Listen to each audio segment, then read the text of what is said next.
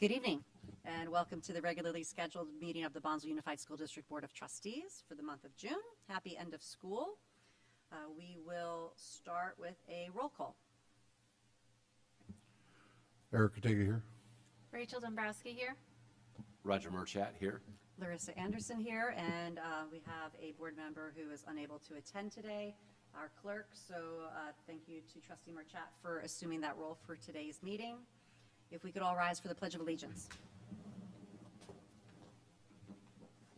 I pledge allegiance to the flag of the United States of America and to the republic for which it stands, one nation, under God, indivisible, with liberty and justice for all.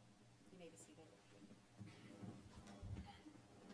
Prior to meeting here in open session, the board met in closed session where we considered the appointment, employment, evaluation of performance, discipline, transfer, or dismissal of employees. That's Government Code 54957. We also discussed our position regarding collective bargaining with the Bonsall Teachers Association and the California School Employees Association, Chapter 703, in order to direct the superintendent as chief negotiator in the matter of BTA and CSEA contracts. And we did a public employee performance evaluation for the superintendent. And that brings us to our current agenda. Is there a motion to approve? Motion to approve. Second. All in favor? Aye. Aye. Motion carries unanimously, bringing us to the approval of the minutes for the special board study session and the regular meeting of May 14th. Comment on that meeting, on that minutes, they're incorrect as far as one of the votes that was done on there. So asking that be changed. The special minutes meeting, it says that we were unanimous on the motion that was made, and I was actually opposed to it. Are you referring to the meetings of the, for the actual study session, or the meeting of The study session.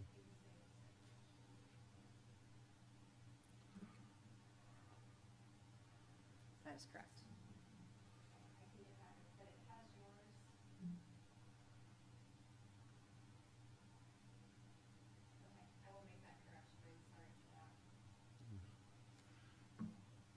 And another comment about the other meeting, I'd have to vote against that next minutes because there was a vote taken there that I thought was out of order.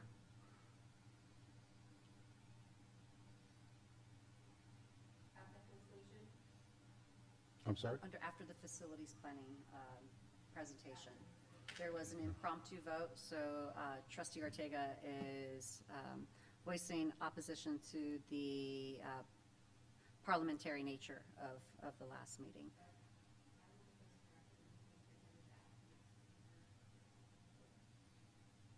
So are we not voting on the meetings with corrections noted, and we'll just bring them back for the next meeting altogether for both of them? I'm willing to vote in favor of the minutes on the first meeting with the corrections. I'd have to vote against the second minutes because of the improper nature of the vote.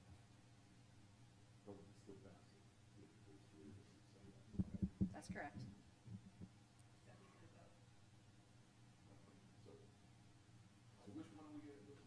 Approve.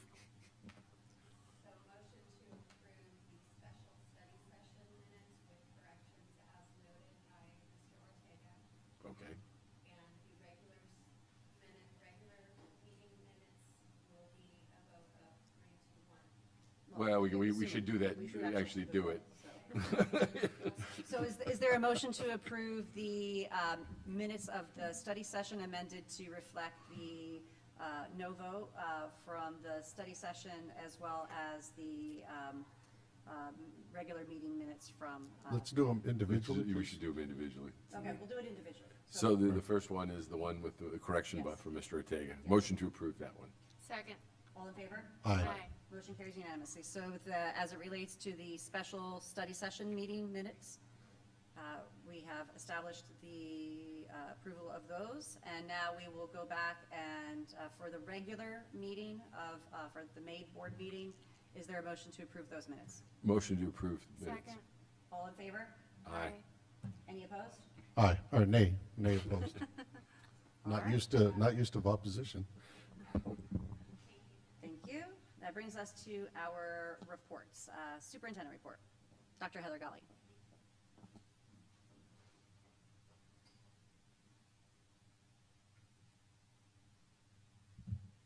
Good evening, President Anderson, members of the board, and Mrs. McInerney. Welcome to the June board meeting. Can't believe we're already here. And as we close out this year, I want to take a few minutes to reflect on some of the accomplishments, the celebrations, the important work that's taken place across our entire district over the past month and really throughout the year.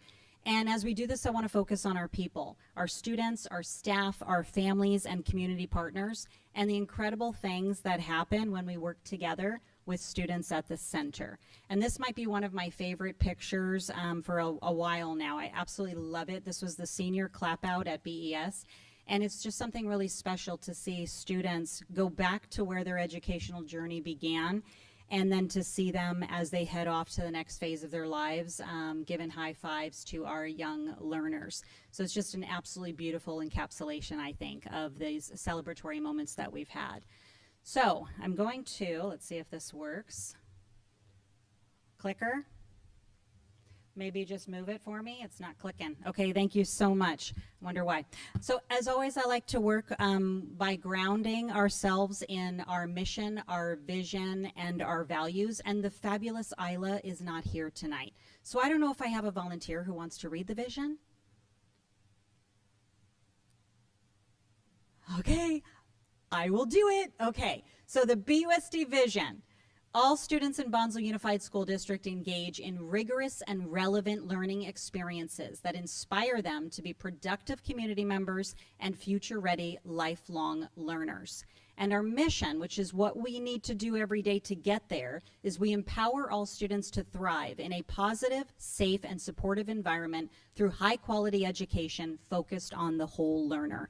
And I highlight that because everything that we're going to talk about tonight absolutely is connected to that vision, mission, and values, and we want to make sure that those are guiding both our daily work and our long-term planning. Okay, so I found this quotation, I think, and I love Gandhi, and I think it really captures this year pretty well. He said, "The future depends on what you do today." So as we think about a year of progress with accomplishments and celebrations of learning, we're also preparing for what comes next, and obviously that's crucial for continued growth. And speaking of growth, I have to call out one of my favorite events, and this is something that is so special every single year, but this was our district reclassification ceremony. This is when we celebrate our students who successfully reclassified from English learner to fluent English proficient status, and that's a really big deal. And we like to celebrate that this represents years of perseverance, growth, and support from teachers, families, and staff. Our educators do an absolutely fantastic job of helping these students reach this milestone, and it opens doors for the rest of their lives. So it's a wonderful evening, really good reminder of the impact that our teachers and our staff have on our students. And I also like to call out some of the other celebrations that we've had. This is a great picture of our 6th grade Greek games. This is an annual, such a good picture. This is an annual signature experience for 6th graders, and it's a wonderful combination of teamwork, school spirit, leadership, and it's a whole lot of fun. And we get to see students engaging, competing, celebrating together. It's a really good example of the positive culture that our educators have built across our schools. Another great example, and I don't know if this will come out. Can you try clicking that video and see if it works?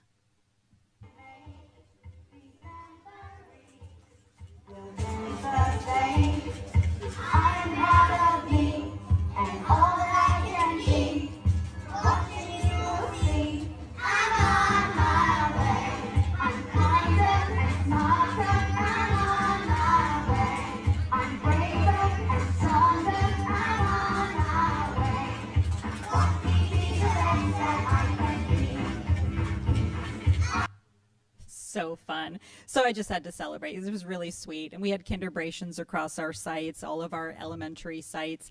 And it's another great milestone, and you can hear the enthusiasm, and you should have seen them dancing if you're there in person, how they're on their way to first grade. All these celebrations remind us of the growth that happens in just one school year and how important these experiences are to build their confidence and to bring the families in. We had families at all of our 5th grade promotions. Here we have BES, and we had Vivian Banks. Wonderful celebrations of, again, that growth, joyful events. We had our Bonsall West 6th grade promotion. You'll probably hear about that from Mr. Principal Camacho tonight, but also a wonderful event with proud families, dedicated staff, and students who are ready to move on to that next chapter. We had, 8th grade promotion, and our 8th grade promotion, another celebration of a milestone as students complete their middle school years and they're ready to go off prepared for high school. This particular 8th grade group this year, big class, and they demonstrated so much resilience and growth and leadership, and they were a wonderful class to work with. I'm excited to watch many of them continue on to our Bonsall High School. And this is a great picture that represents another important accomplishment. We had 13 students receive 18 certificates from Palomar, and that means that they participated in the Palomar commencement before their high school graduation. And so that's a wonderful representation of their dedication, but also the opportunities that we're providing through this very strong partnership with Palomar. Super proud of these students. Now, in this next slide, I did include in our Bonsall Bridge that went out this week, just tried to encapsulate some of the larger themes about some of the progress that we've seen, partnership, opportunities, etc. And you can take a look through all of those, building the future, expanding opportunities for students, celebrating achievement across all of our sites, strengthening our community, and looking ahead. So you can read through the Bonsall Bridge for more details about that, but it was really nice to reflect on the year and to see what are some of the things that we're very proud of.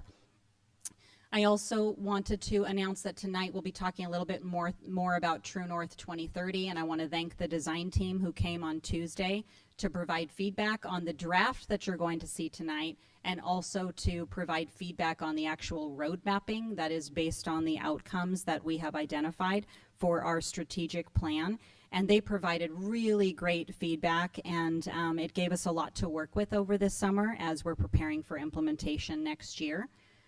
I also shared out in the Bonsall Bridge some information about our TK6 alignment work, and shared that this year is really about planning and preparation as we work through staffing, facilities, transportation, instructional program, and also just student support considerations. Our focus remains on creating developmentally appropriate learning environments while strengthening consistency across our elementary schools. And I shared a transportation update. And transportation really was one of the most common themes that emerged during facilities planning discussions this year. It came up again and again. And so I shared a little bit of information. One of the items on the agenda tonight is for the board to consider a proposal to reduce significantly transportation costs for families on existing bus routes, but we're also gathering community feedback regarding future routes and additional transportation opportunities as we continue planning ahead to see if we can support our families and also our community at large. And one more thing that I wanted to announce, because this is really cool. We celebrated this at our graduation and also a senior awards night, but I wanted to share a special accolade for two of our wonderful seniors. Bonsall High School seniors Isla Nicknom and Evan Pepper were both awarded the California State Seal of Civic Engagement, which is one of the state's highest recognitions for students for civic leadership and community involvement. And it really represents alignment to our learner profile, a commitment to making a positive impact on their communities. As part of this process, and you can read through that, we'll probably put this on the website with their permission, but students had to identify issues that they were passionate about. They conducted research, they engaged with stakeholders, and they developed projects designed to create positive change. Isla's focused on improving health literacy, and Evan's focused on elevating Native student voice. And their work just is representative of what we strive to develop in all of our students. I want to express appreciation for all of their teachers who helped the process, specifically Mr. Hinchliff and Angie James, and also Dr. Veronica Pendleton for bringing this opportunity. They've been launching a cohort this year, and we were so proud to have 2 students actually receive the seal. They wore a special cord at graduation, they were recognized at Senior Awards Night, and they also have a seal affixed to their diploma, which is wonderful. So I'd love to, in case they're watching, could we have a round of applause for their outstanding. It's really outstanding accomplishment. And I hope to see many more of our students receive this, especially because it's so aligned to the work that we do. So that's great. Now I get to turn it over for a special recognition. Some people have been waiting here for a little bit, so I appreciate their patience. But this is a really special team that Sheila Adams is going to be recognizing. So I'm going to call her out.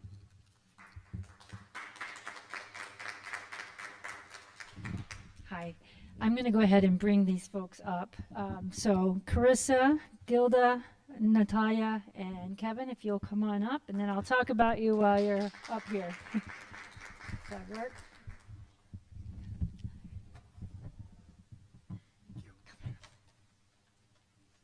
Come on. Slide on in. Yes. So tonight we are proud to recognize Kevin Quinn, adult transition teacher, and paraprofessionals Carissa Cardosa, Gilda Baracos, and Natalia Luis Antonio for their exceptional commitment to our students and to the Bonsall community. Through the Adult Transition Program, this team has created real work experiences for our adult learners, including operating a student-run food cart featuring homemade goods and boiled eggs that I buy every time, completing on-site work projects such as document shredding, janitorial tasks, and building maintenance. Beyond the workplace, the team has brought students into the heart of the community through celebrations, dances, and luncheons, including a winter wonderland party with the Fallbrook ATP families, a farm tour which resulted in a luncheon with our Bonsall High School special education class, and a student graduation ceremony. In a standout achievement, the ATP students created original artwork that has been sold to the community partners and is now proudly displayed in our offices here at the district, with the students' artists receiving scholarship funds directly from their sales. The true measure of this team's work shows up every day in their students who greet others with confidence, treat one another with kindness, and step into their community with purpose and pride. Kevin, Carissa, Gilda, and Natalia, thank you for seeing our student learners for exactly who they are, for believing in what they can do, and for showing up every single day with the kind of dedication and love that changes lives. Thank you, guys.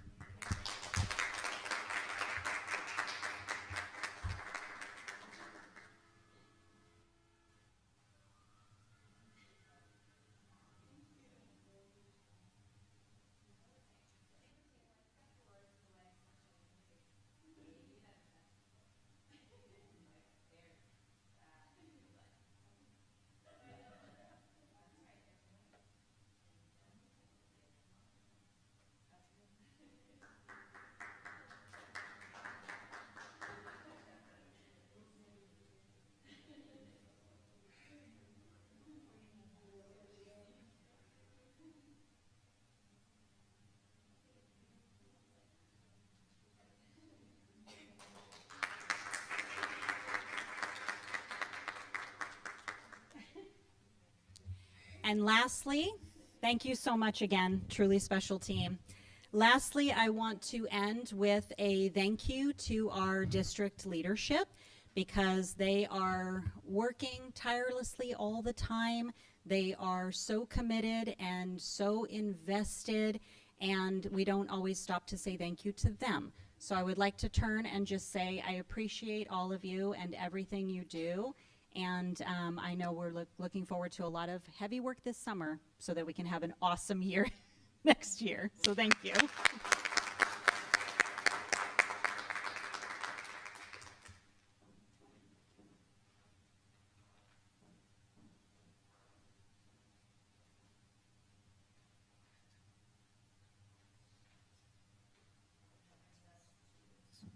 And And that brings us now to our, well, technically we would have a board recess here, right? We don't need that today. I think we're good. So that brings us to our group reports. Do we have anybody here we will take 1 minute just to say goodbye to those who don't need to stay for the rest of the meeting. So thank you, appreciate you. And that brings us to our group reports. Is there anybody here from any of our parent-teacher organizations? I don't think I see anybody. Okay. And we have our labor reports, our Bonsall Teachers Association. Ms. Ariana. Good evening, Board of Trustees, Dr. Golly, Gina McInerney.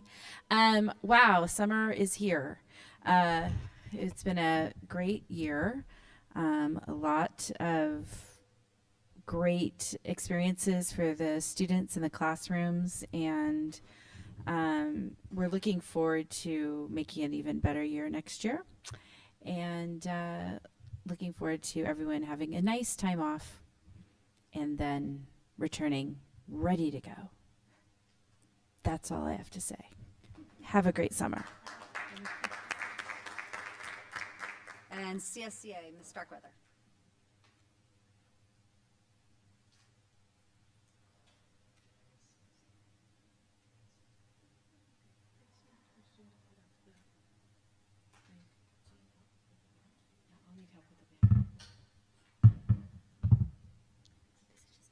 Could you do my presentation?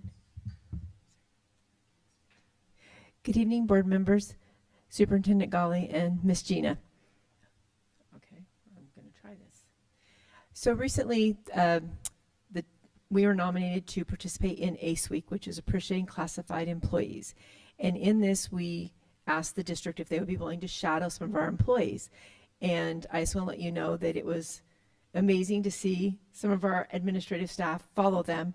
Okay, I'm going to try and do this. I don't know. Christian, I don't know. Oh, so this is what Appreciating Classified Employee Program is. It's the ACE program, where a lot of school districts do this every year, whether they're nominated or not. We were nominated by CSCA Field Office to do this year. And it was really nice to see Dr. Golly sitting with Shelley Sandoval. And then it was nice to see Mr. Williams out there picking up trash with Shane at Bonsall West. Can you do the other picture? Thank you. So there's the pictures that we have. And CSCA would like to present to Dr. Golly and to Mr. Williams, and it's actually to the Bonsall Unified School District. It's Appreciating Classified Staff. So here is a very nice plaque if you'd like to come get this from us.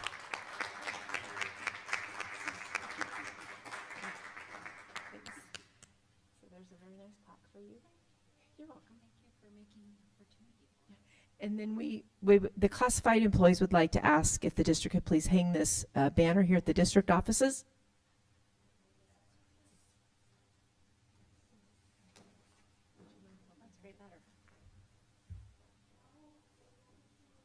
It just says, students thrive where classified work, and then it talks about some of the positions that we have. So we would like to see if you guys would be willing to put this out front of the district offices. Thank you.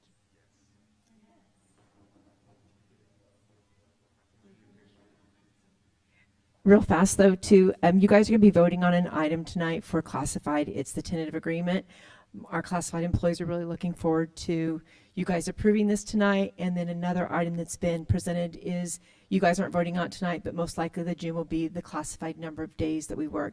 It just passed our 610 process, so we're going to have a special meeting next Thursday, and then you guys will be presented with that on the June 25th. So looking forward to you guys approving that also. That'll let people know when they start and when they get done at school, as opposed to when's my last day of work, when's my first day of work. It's going to be in writing. So just trying to get that updated. But I appreciate everything you guys have done for us. Thank you. Summer's here, and have a great summer. Thank you.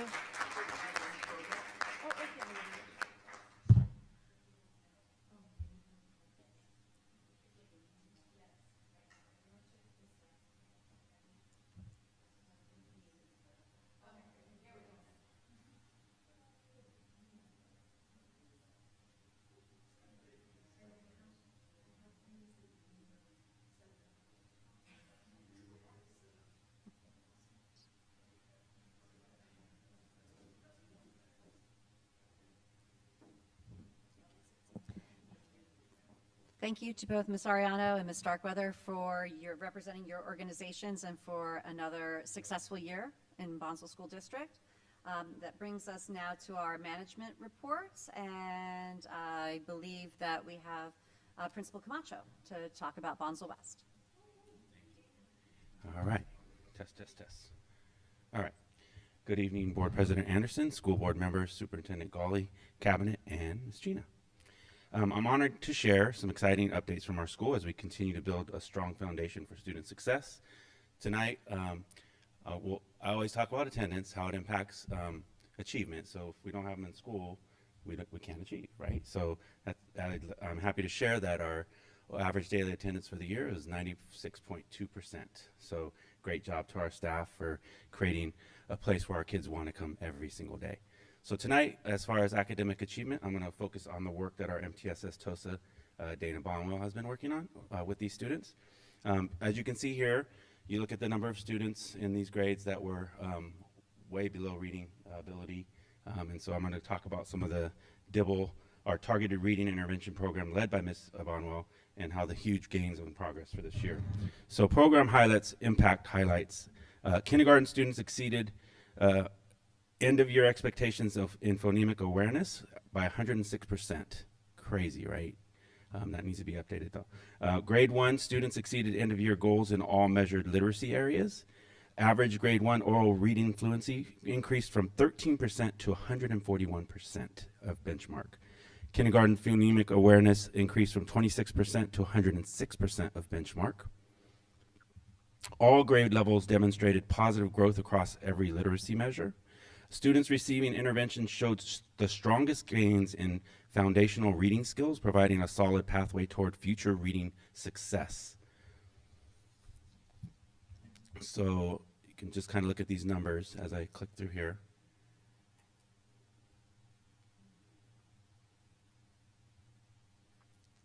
And then here's our end of year. This is for our intervention students.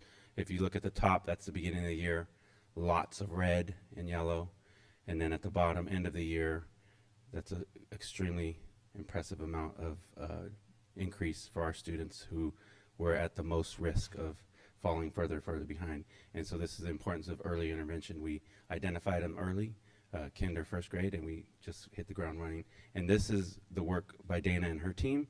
But we only have her 2 days a week. Can you imagine if we had her 5 days? So incredible work. I want to highlight that. So in conclusion, the intervention program had a significant positive impact on student literacy development.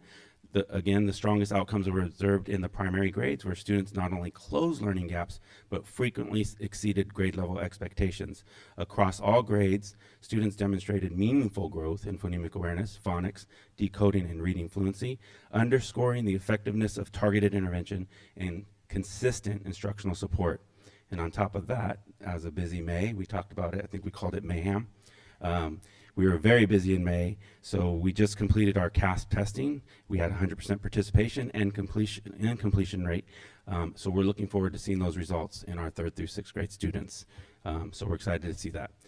Moving right along, we were honored to welcome Dr. Gawley and Board Member Dombrowski for classroom visits across campus in our busy time of May, as they witnessed. One of the highlights of the visit was seeing our kindergarten students proudly step into the role of mentors and buddies for our incoming future kinders. So our TK students buddied up with our kinder students, just like our kinder students buddied up with our 6th grade students throughout the year. And so they became the mentors, and you were there, they felt real proud about showing them the ropes of what kinder's going to be like. So the experience was heartwarming, as Dr. Gawley shared, and the genuine care and leadership displayed by our youngest students left a lasting impression on both of them, as they emailed my staff. So it was a powerful reminder that relationships we build every single day are just as important as the academic learning that takes place in our classrooms. So they also took time, and as you saw from that first picture, to visit our 6th grade team as students prepared for promotion, celebrating this important milestone and recognizing the growth achievements and leadership of our soon-to-be middle school students. Moving right along, our COLT teachers and staff came together to present some well-deserved gifts to these incredible ladies in recognition of the countless ways they support our school community. To take a moment And make a moment even more special, their own children had the honor of presenting the gifts in front of the entire school at an awards ceremony. And on that same day is when we provided all of our volunteers a volunteer breakfast. So again, we want to celebrate their dedication and support of our students. This is all of our classroom volunteers who run the STEAM labs, Stream labs, reading to our students, doing some intervention with them, with the classroom teacher. And these experiences their enrichment experiences included science labs, art activities, classroom support, and so much more. And this is their authentic involvement that strengthens our school and our community. So they're actually getting in there. They're not just making copies, but they're doing the work that we need for our students. So thank you to all parents and volunteers. If you're out there listening, can't do it without you. Another thing that happened in May, we had BizTown. So BizTown, if you haven't heard, is the business. So our fifth graders had an incredible opportunity to participate in Junior Achievement BizTown, an exciting hands-on program that brought real-world learning to life. After completing classroom lessons in financial literacy, business management, economics, career readiness, students traveled to the McGrath Family Junior Achievement BizTown in San Diego, a life-size simulated city where they stepped into important community roles such as CEOs, bankers, journalists, and elected officials.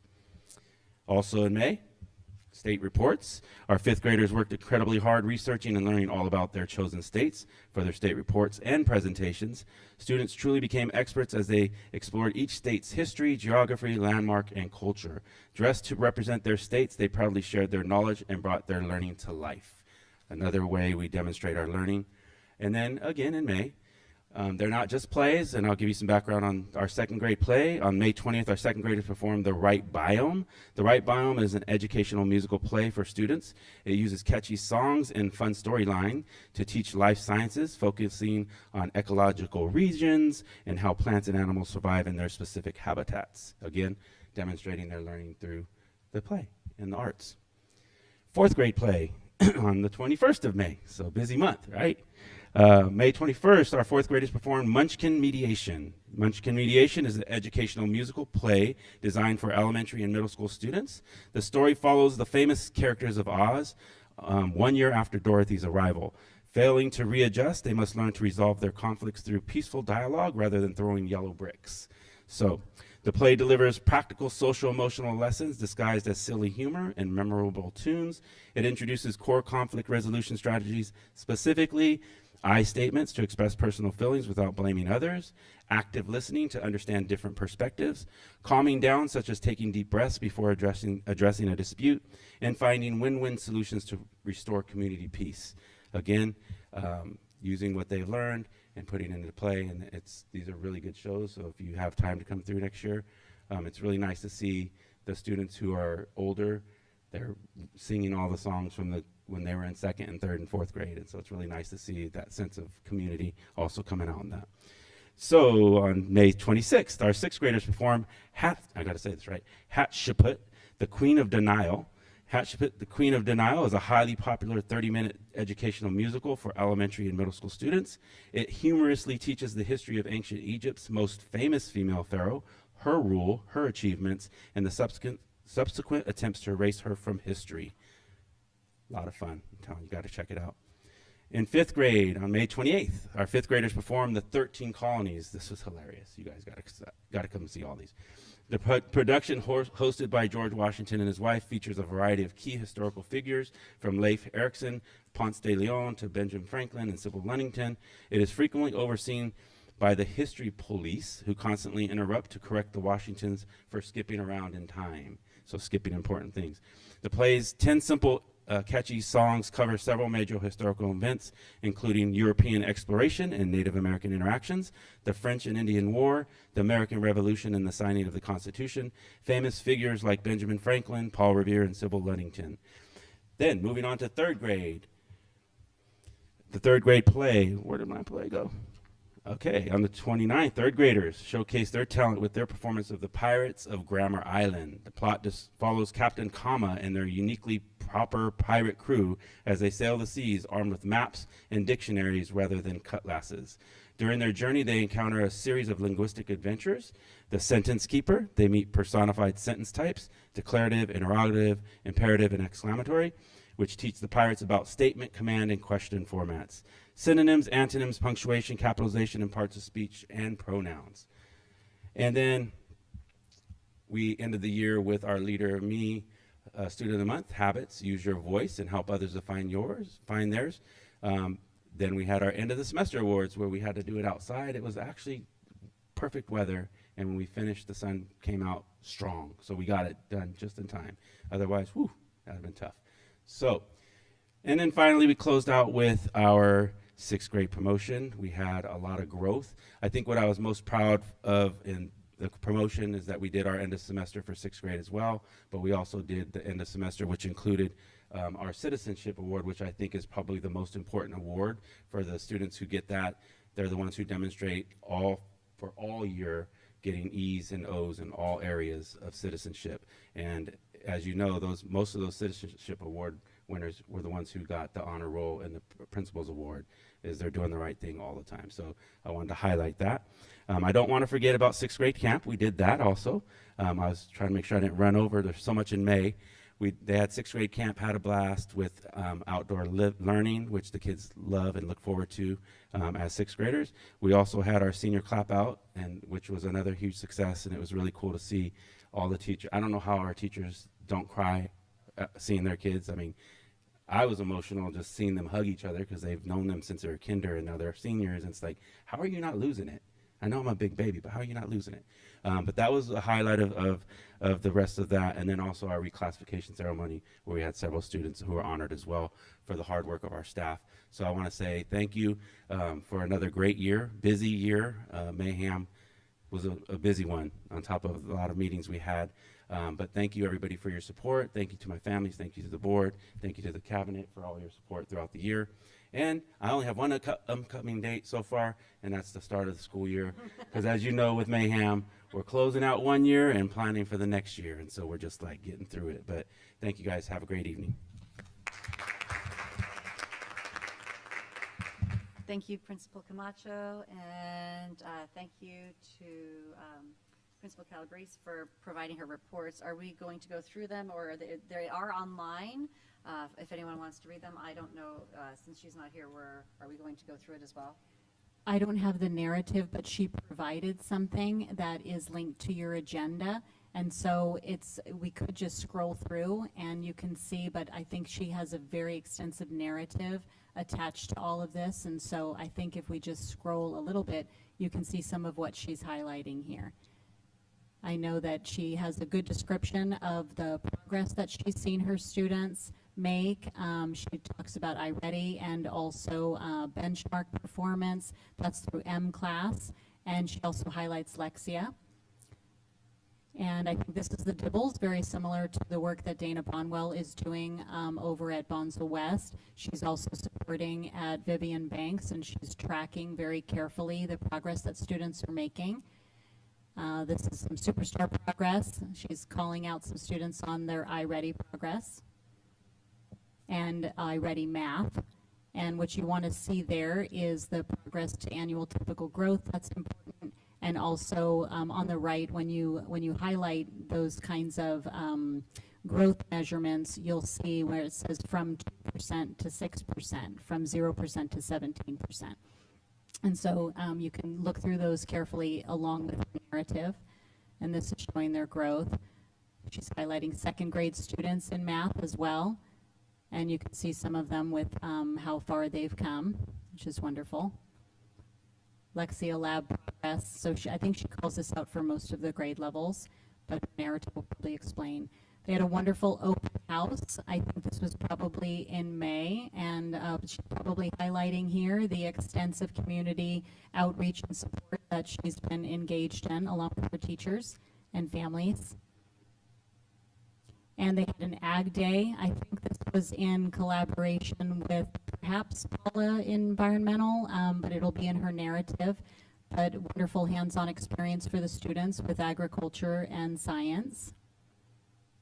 And lots of assemblies, and I know she's very excited about the various assemblies that they were able to provide for the students. And again, hands-on, engaging opportunities for them to learn. And this is the district art show. It's a great picture of Principal Calabrese right there. I love it. And the Purple Star Ceremony and Staff Appreciation Week. It was, again, as Principal Camacho said, May is very, very full, and she's highlighting here a lot of the achievements and the wonderful participation from our students.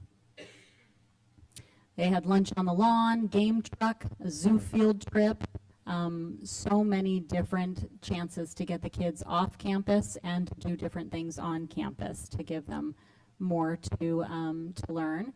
And press play, state, I don't know if that works on there. We'll make sure that we have, does that work?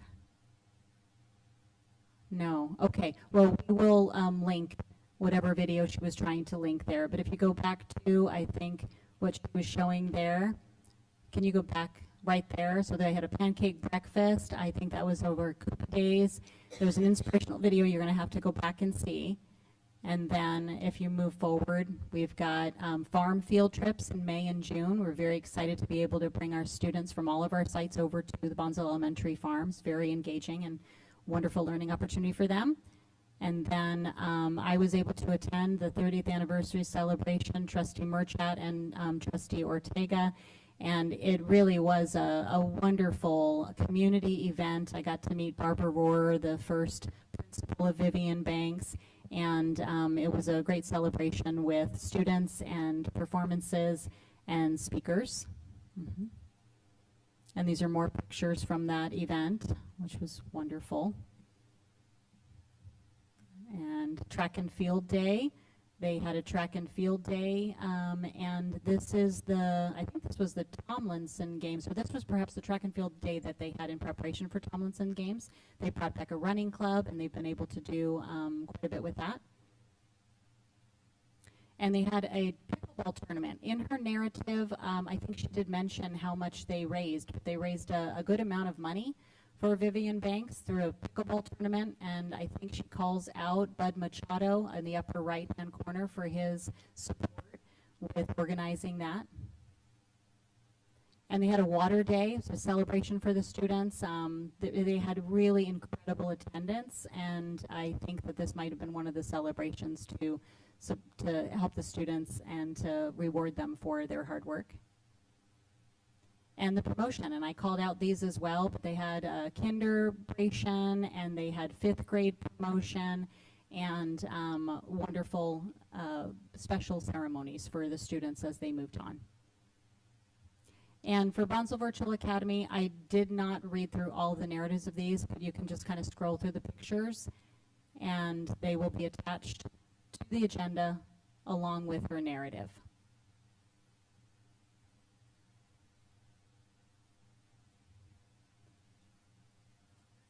And we did have some of our Bonsall Virtual Academy students attend graduation. And I think there were 4 of them that graduated, which was wonderful. And there are the graduates there with their teacher Andrea and with Principal Calabrese. And we heard a little wonderful narrative about our ATP program, so she also highlighted some of their work, which you heard about tonight. They are doing a fantastic job of getting our students out in the community, out in our schools, and making great connections everywhere. Okay, and please read her narrative for a better description. Thank you. And so we have the typical newsletters that are under the management category. Are we going to add then the slide deck and the narratives to that? It's already there. Okay, because I'm not seeing it. Okay. Great. Thank you. And that then brings us to our board member reports, starting with Mr. Ortega.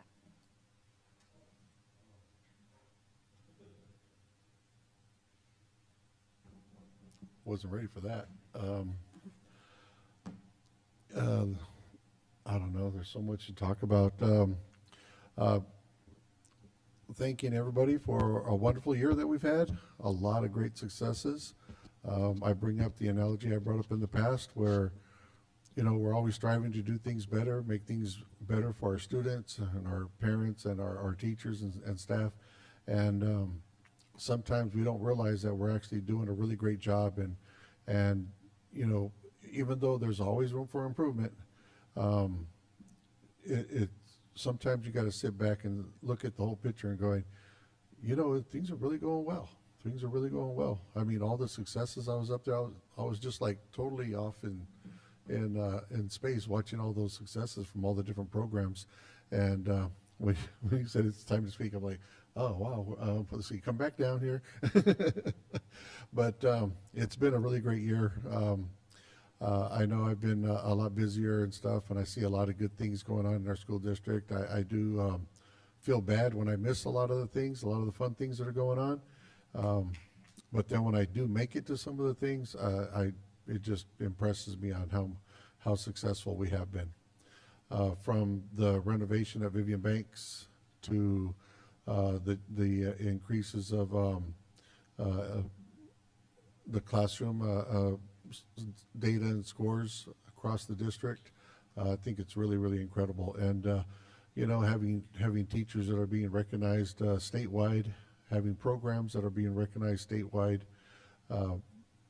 for such a small school district, we're doing a lot of good things. We're doing a lot of good things. I get calls from people in other schools, you know, saying, how are you doing this? And can you help us do this? And, you know, I direct them to the people that are involved with actually doing it. Like I said, being on the school board,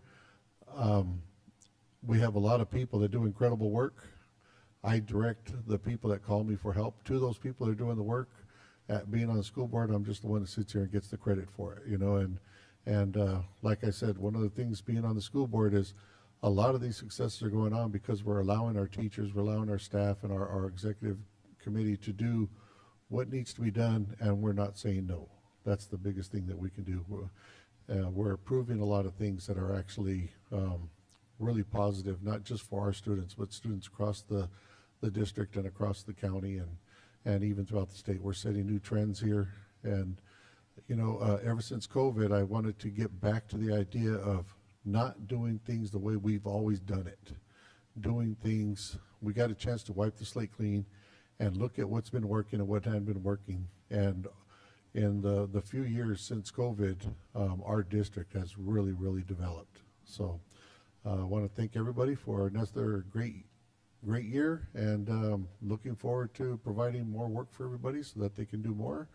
And I've gone to other promotion ceremonies, and it just makes me realize how good we are, you know, considering some of the other promotion ceremonies I went to in other districts and a lot of things that are going on. And a lot of those programs, they're actually looking to try to do things better than us, which in some cases they might be, but who would have thought we would be the ones that are providing the example that they're going to try to prove upon. So again, thank you to everybody. Thank you to the board and everybody else. And keep up the good work. Thank you. Trustee Dombrowski. First of all, I wanted to congratulate all of the graduates and the promoters and everyone. I did have a sixth grader promote at Bonsall West. It was really awkward because I had to shake hands with everyone, so I made him stop and take a selfie with me while I shook his hand, which was fine.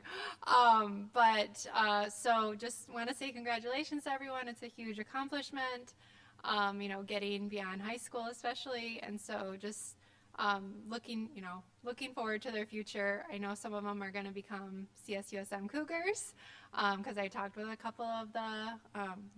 talked with all the seniors at Bonsall High School a month ago, and so look forward to seeing them on campus in my other role. And I also wanted to thank Mr. Camacho and Dr. Gali for hosting me at Bonsall West and having such a fun site visit. The kinder TK buddy thing was just so cute. Like those pictures, encapsulate how adorable it was. But like the kinders actually took the seat of their big buddies.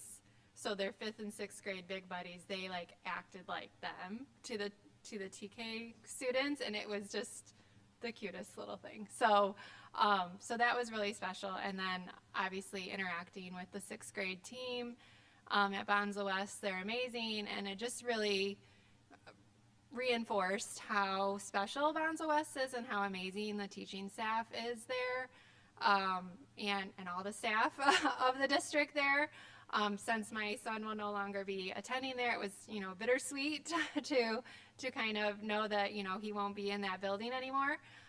But just really, really amazing people. And then shout out to you, Mr. Camacho, for the pool jump countdown that I saw on our community Facebook page. My son was actually at a different 6th grade party at that time, so he wasn't there. But if you have not seen it, if you are not on the Arrowwood community page, literally almost every student in that school was around the pool at Arrowwood, and then Mr. Camacho shouted a countdown, and then they all jump in the pool to like mark the start of summer. It's a tradition in the community, and it is the cutest thing ever. So I know you shared it in your newsletter, so maybe you can see it through there, but really, really nice and special, and just goes to show you like how connected the community is to that school. So everyone have a great summer, and I'm looking forward to getting to work on, looking at the health policies and seeing where we can make improvements in our health literacy and health education in the district. So that's what I'm going to be doing this summer, and that's it. Thank you. Trustee Merchat. All right. I'd like to wish everyone a wonderful time on their well-deserved vacation. I know you've put a lot of work in. It's like, can you get there? Can you get there? Yes, you got there, and thank you. We appreciate you, everyone, all the hard work they do. So, Larissa? Thank you. So as we close out another successful school year, like my board peers, I want to express some gratitude. Dr. Dombrowski, thank you for sharing your story about your selfie as you shook your son's hand on the 6th grade promotion. It reminds me of when I was on stage for my daughter's graduation at BHS. And it's a really interesting opportunity to be able to provide from both a parenting and a governance lens simultaneously. So thank you for that reflection. Thank you to all of our students for their curiosity, their growth, their creativity, and accomplishments. Thank you to our teachers, our classified staff, our administrators, families, volunteers, board members, community partners who continue showing up every single day across Bonsall Unified on behalf of our children. This year brought meaningful progress as well as challenges, as all important work does.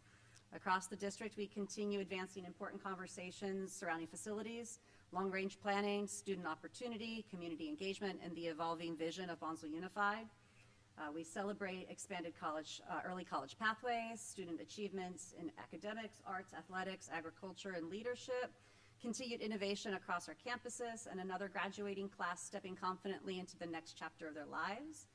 Friday evening's graduation ceremony was a beautiful reminder of why our work matters. As we look ahead, it is important to recognize that the coming year will also be an election year, a season that can sometimes bring distraction, noise, differing perspective, and heightened emotions. And through all of that, I believe it is essential that we remain anchored in our shared commitment to students and continue moving forward with professionalism, transparency, and respect for one another in this community that we all deeply care about. And the work that is outlined in the True North 2030 is bigger than any single individual board composition or our moment in time. It represents a long-term commitment to thoughtful planning, responsible stewardship, innovation, belonging, and future readiness for every student entrusted to us. And I remain grateful for all the people here in this room and beyond that are doing work alongside one another, even when we do not agree on every detail or pathway forward. Healthy governance requires collaboration, dialogue, and a willingness to continue showing up for difficult conversations with integrity and good faith. And to everyone who contributed to this successful year across Bonsall Unified, thank you. I hope each of you finds this summer to rest, recharge, reflect, and reconnect with the people and moments that matter most. And to our graduates, wherever you are, if you're actually listening on YouTube tonight, which I doubt, but in case you are, congratulations. We're proud of you, and we can't wait to see what happens next. And thank you.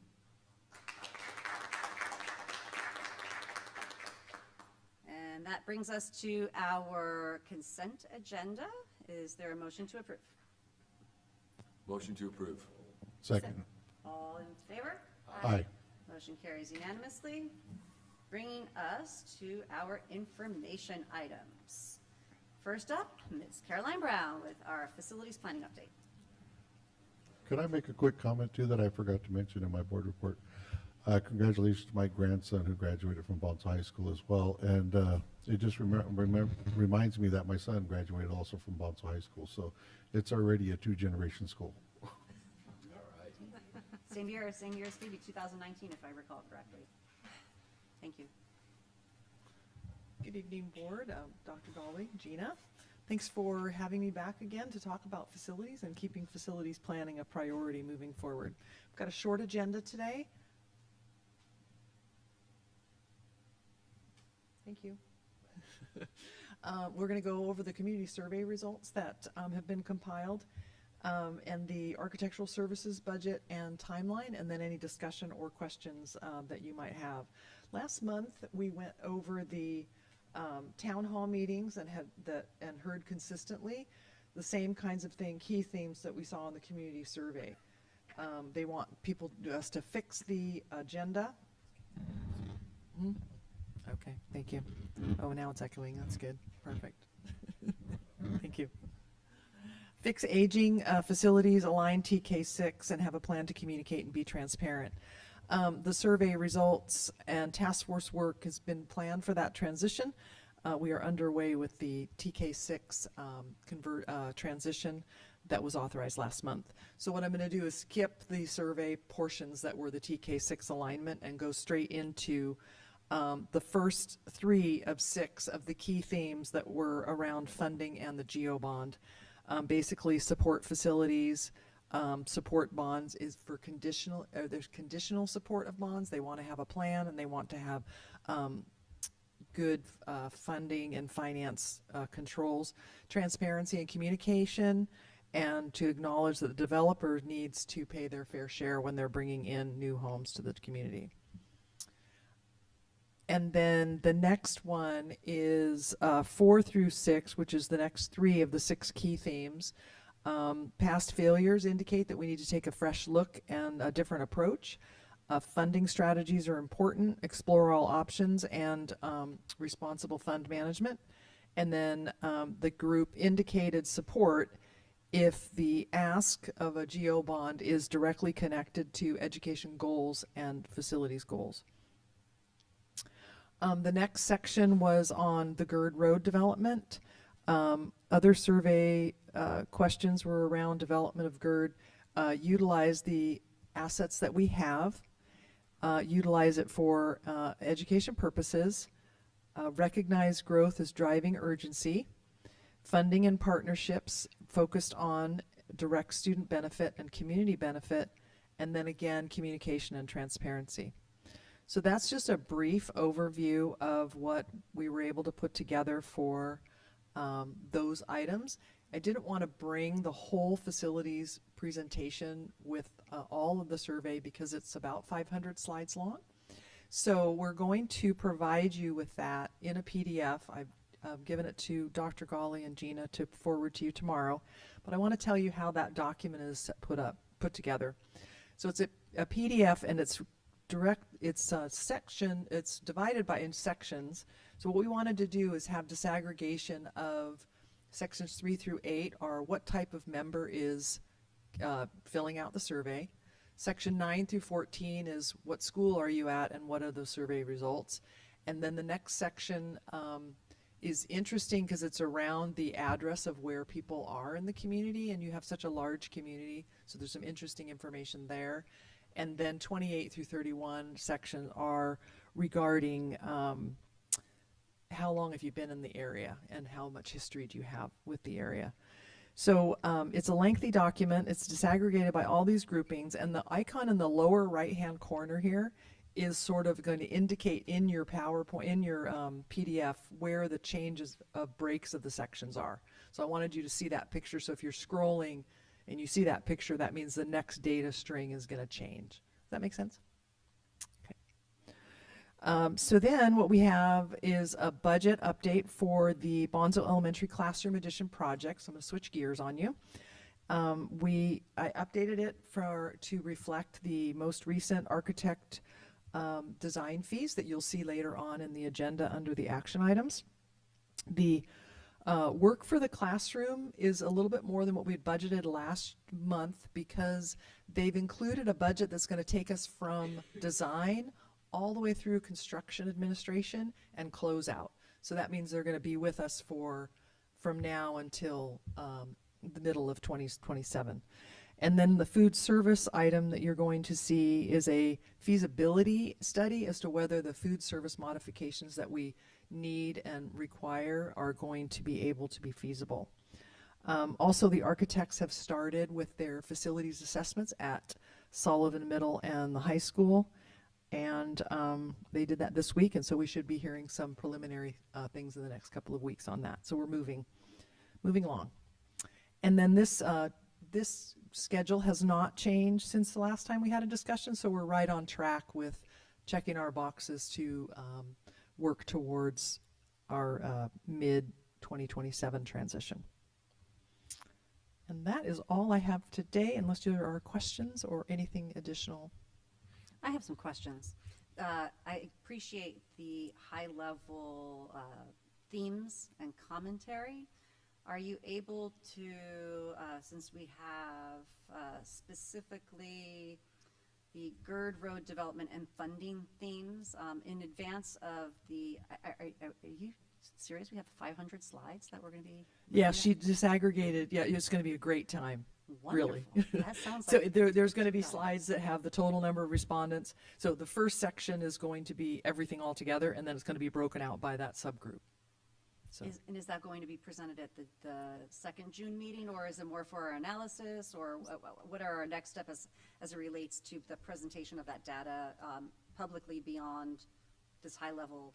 So it's a lot of data, and so Dr. Gawley and I were chatting earlier and wondered if the board would like to entertain having a board workshop to go through the data to just see if there's anything else we need to do or if there's further understanding that we need.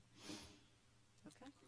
Yeah, wouldn't we just go through it individually, and then if we have some questions, we would ask Dr. Gawley, and then she would kind of say, okay, Roger's had a question, Larissa, you know, and kind of so that, and then if there's way too many questions, then maybe we'd have a workshop. But We can be flexible that way. Yeah. I just didn't want to dump it all on you tonight because it's a lot to take in, and I think private reviewing of it and taking a look at it and really thinking about it and then circling back would be the best way to go. And that sounds like a great approach. Just my, you know, I'm like, oh, there's lots of pretty graphics and lots of interesting commentary, but it's more qualitative commentary, and I love my numbers. Yes. So I'm missing my numbers. So I think you'll find the numbers in the slide deck, okay. and there's more explicit why the key themes came up. There's more explicit information in there as to what. So what she did is she took, Monica, took all of the comments and sorted them by common thread and then brought the key themes up. What you'll find is when there's potentially not very many respondents, you'll get every comment because there was no way to disaggregate it or make a key theme come up. There just wasn't enough of an end number. Sure. Yeah. And in terms of the actual quantitative questions, as it relates to quote-unquote strong consensus to utilize the GERD Road property, what are those numbers in terms of strongly agree and agree that there should be? They'll be in that PowerPoint, in the PDF.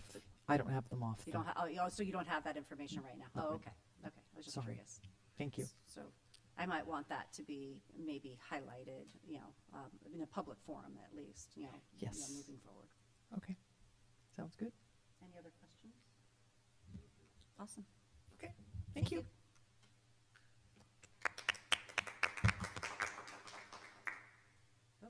moving right along. That brings us to, this is the time of year where we open up our hearings related to the kind of the first look of a couple of important documents that will then be finalized and brought to our attention for our second meeting in June. So the first is our public hearing and presentation of the 2026-2027 BUSD Local Control and Accountability Plan, the LCAP. So per Education Code sections 42127A1 and 52062B1, two separate governing board public meetings held at least one day apart are required for the school district to solicit recommendations from members of the public regarding the actions and expenditures in the Local Control and Accountability Plan. In addition, the LCAP public hearing must occur at the same meeting as the budget hearing, and the LCAP adoption must occur at the same meeting as the budget adoption. The public hearing requires 72 hours public notice, and both the 2026-27 budget and LCAP must be adopted on or before July 1st, 2026. So we will open up the hearing at 7:19 for the LCAP. And do we have a presentation officially that we're going to do? Are we doing it here or under the, yes, we're doing it here. Fantastic.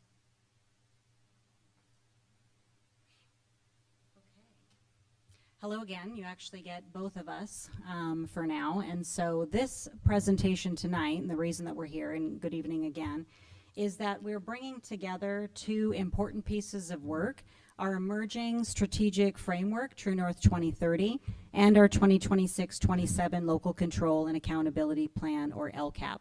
So I think you have, if you don't mind passing that down, you're going to have in front of you a very, very rough draft of True North 2030, which is our framework document.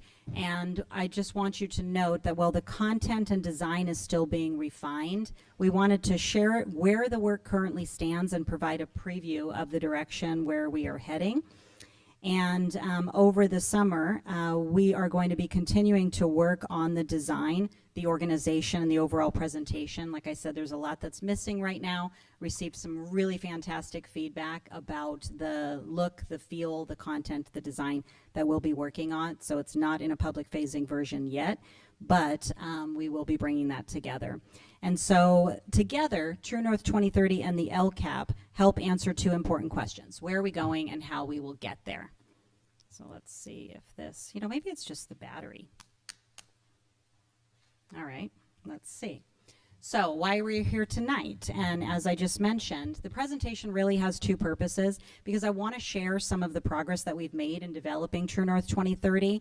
And as President Anderson stated, by state law, we are required to present our 2026-27 Local Control and Accountability Plan for public hearing. So this year, we've made a really conscious effort to strengthen the alignment between these two efforts, because we want to make sure that our annual actions and our services and investments are really clearly supporting our long-term vision, okay? I already mentioned and read to you earlier tonight our vision and our mission, and I just want to make sure that you're keeping in mind that those serve as the foundation for our True North and also for our LCAP. Every decision, action, and investment should be ultimately connecting back to our commitment for this vision and this mission, okay? I also wanted to call out that this truly has been a co-construction journey and continues to be a co-construction journey. This is not something that's developed in isolation. We are collaborating with staff, students, families, community members, and the board. And throughout this process, we are clarifying what we want students to know, be able to do, and to become, as well as the learning experiences that will help them thrive. So you see our learner profile on the left, our vision, mission, and our values, and our learning model, and all of those are connected. So why would we need a strategic plan or a shared roadmap? Again, we've collaborated meaningfully over the last few years to develop all of those fundamental aspects of our framework. And now, putting that together in a shared roadmap reflects the priorities of our community and focuses our resources on the areas that will have the greatest impact on student success. And more importantly, it'll provide continuity and direction as we move forward together. So that is really the intent. And these must be working together or we're at cross purposes, okay?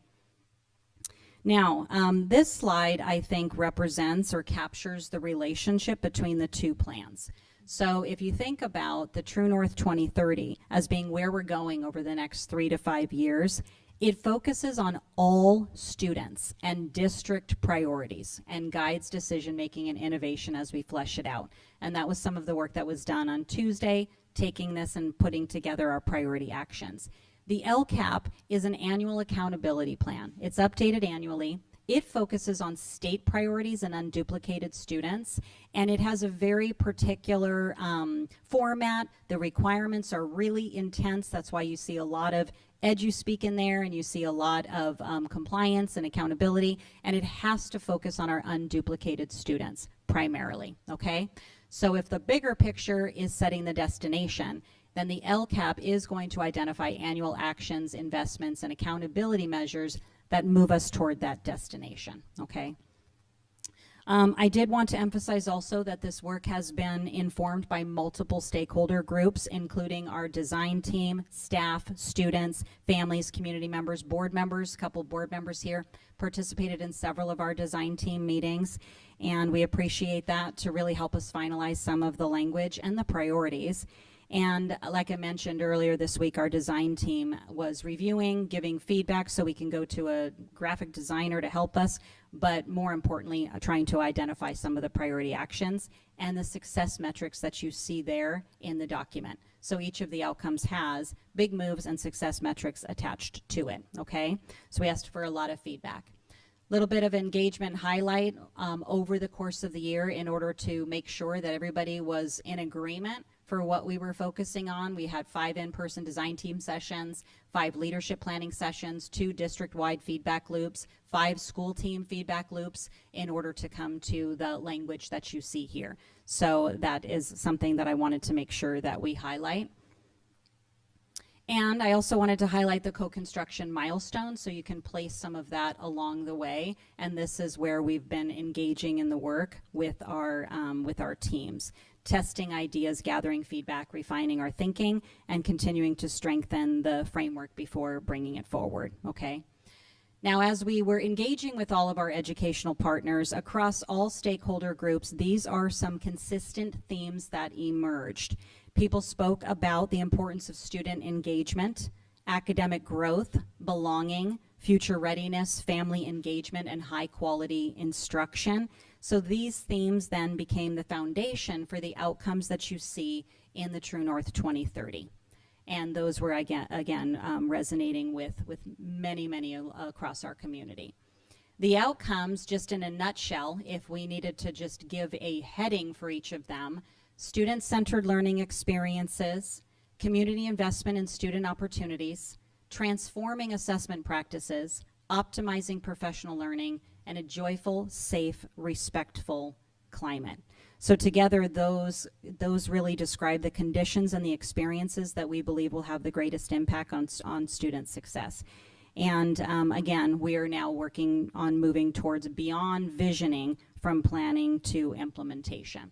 And that's what you see here. If you wanted to kind of see the through line so that you could see how these work together, you start with your vision. We built our True North outcomes, which encompass big moves. Those big moves move to annual actions that we identify. We must identify in the LCAP the investments that we are going to be allocating in order for us to look at our student outcomes. Okay, so that is the progression, and that is the intent, okay? And the LCAP, as we move to discussing that now, I wanted this as a frame so you understood that these are not documents that are not working in conjunction with one another. They are connected, okay? The LCAP serves as an important part of that process by identifying the annual investments and actions that support student outcomes. And that's what Dr. Pendleton is going to share with you. And you have attachments. It's a very extensive document. She's going to walk you through a little bit about the purpose of the LCAP and also what you will encounter as you move through it in terms of the format. And then this is a public hearing, and we have opportunity over the next couple of weeks for you to be looking at that before it's approved on June 25th. So I'm going to turn it over to Dr. Pendleton to share a little bit more. Good evening, Ward. So what is that? What is the LCAP? The LCAP is California's Accountability and Continuous Improvement Plan. And it's updated annually, and it requires districts to identify goals, actions, and expenditures and measures of success. It's also a central focus of the LCAP is ensuring that we increase and improve services, as Dr. Gali mentioned, for our unduplicated count students, which are really our English learners, our foster youth, and our low-income students. So the overreaching framework at its core, the LCAP asks a simple but important question. How are we using our resources to respond to student needs, improve outcomes, and address performance gaps? The question guides all the decisions reflected in our LCAP. Because approximately half of our students qualify as unduplicated students, this work remains a critical responsibility for our district. The LCAP serves three primary functions. It supports strategic planning, as Dr. Gali shared. It also serves as a format for us to engage our community, our educational partners, and it also serves as an accountability tool. These functions are organized around California's 8 state priorities, which fall into 3 broad categories: enabling conditions, engagement, and student or learner outcomes. So you've seen these before, I'm sure. Our LCAP is organized around 3 primary goals. The first goal focuses on enabling conditions. Our second goal, it focuses on engagement. And our third goal focuses on learner outcomes. And these goals provide a structure for our annual actions and investment while supporting both state priorities and our local priorities. This following slide highlights the intentionality of alignment between our LCAP goals and our True North outcomes, as Dr. Gali just explained. Although these 2 plans serve very different purposes, they support many of the same priorities, as you can see here in this chart. The alignment helps ensure that our annual work, investments, and accountability measures advance the long-term outcomes as we work through it to achieve our True North 2030. This is one of the most significant shifts in this year's LCAP process, and an area we intend to continue strengthening over time. Educational partner engagement remains a critical part of our LCAP process.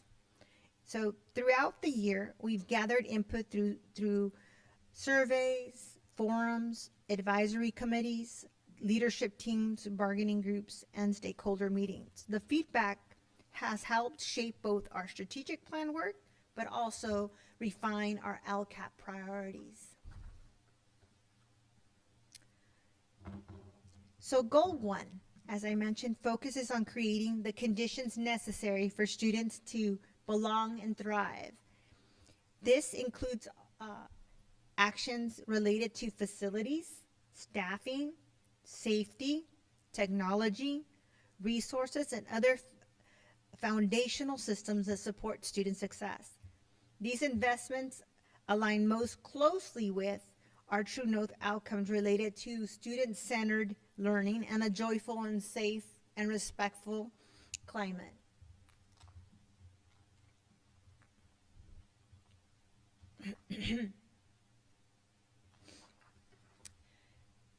These actions represent the major initiatives supporting Goal 1, as you can see here. There's 10, and are outlined in detail within the LCAP. Together, they strengthen the systems in our district, the resources we have to offer, and conditions necessary to support student success. Goal 2 focuses on engagement. The goal is to strengthen partnerships among students, families, staff, and community members while fostering a collaborative and inclusive culture. The work aligns closely to our True North outcomes related to community connections and belonging.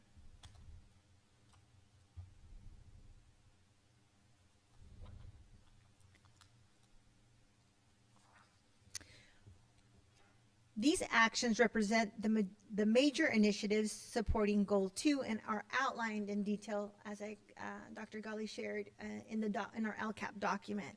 And collectively, they strengthen relationships, communication, and student support, and also opportunities for meaningful engagement.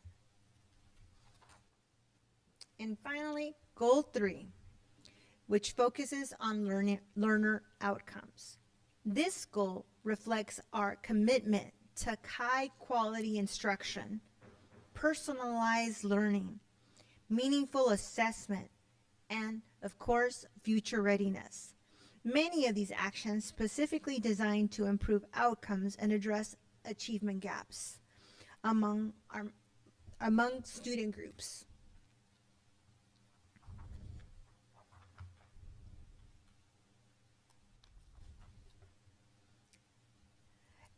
These actions represent the major initiatives supporting Goal 3 and are also outlined in our LCAP under Goal 3. They focus on literacy, math, professional learning, English learner supports, expanded learning opportunities, and college readiness opportunities. Part of the LCAP, this slide summarizes the expenditure requirements associated with our LCAP. As required by state law, the district demonstrates how resources are being used to increase or improve services for English learners, foster youth, and low-income students. The plan before you meets the requirement and reflects our commitment to directing resources where they can have the greatest impact on our student outcomes. Thank you to the many students, staff, family, and community members, the design team members, and board members who contributed to this work. I'm proud of the collaborative efforts that have gone into both the development of the True North 2030 and the creation of our 2026-27 LCAP. While the framework document itself will continue to evolve over this summer, I believe that we have established a strong foundation for our future. Together, these documents both provide a vision for where we are going and a plan on how we will get there. So I will be happy to answer any questions. I have one. Yes, sir. In regards to unduplicated students. Unduplicated means that a student may fall into separate categories and they're going to be counted as one student in that category.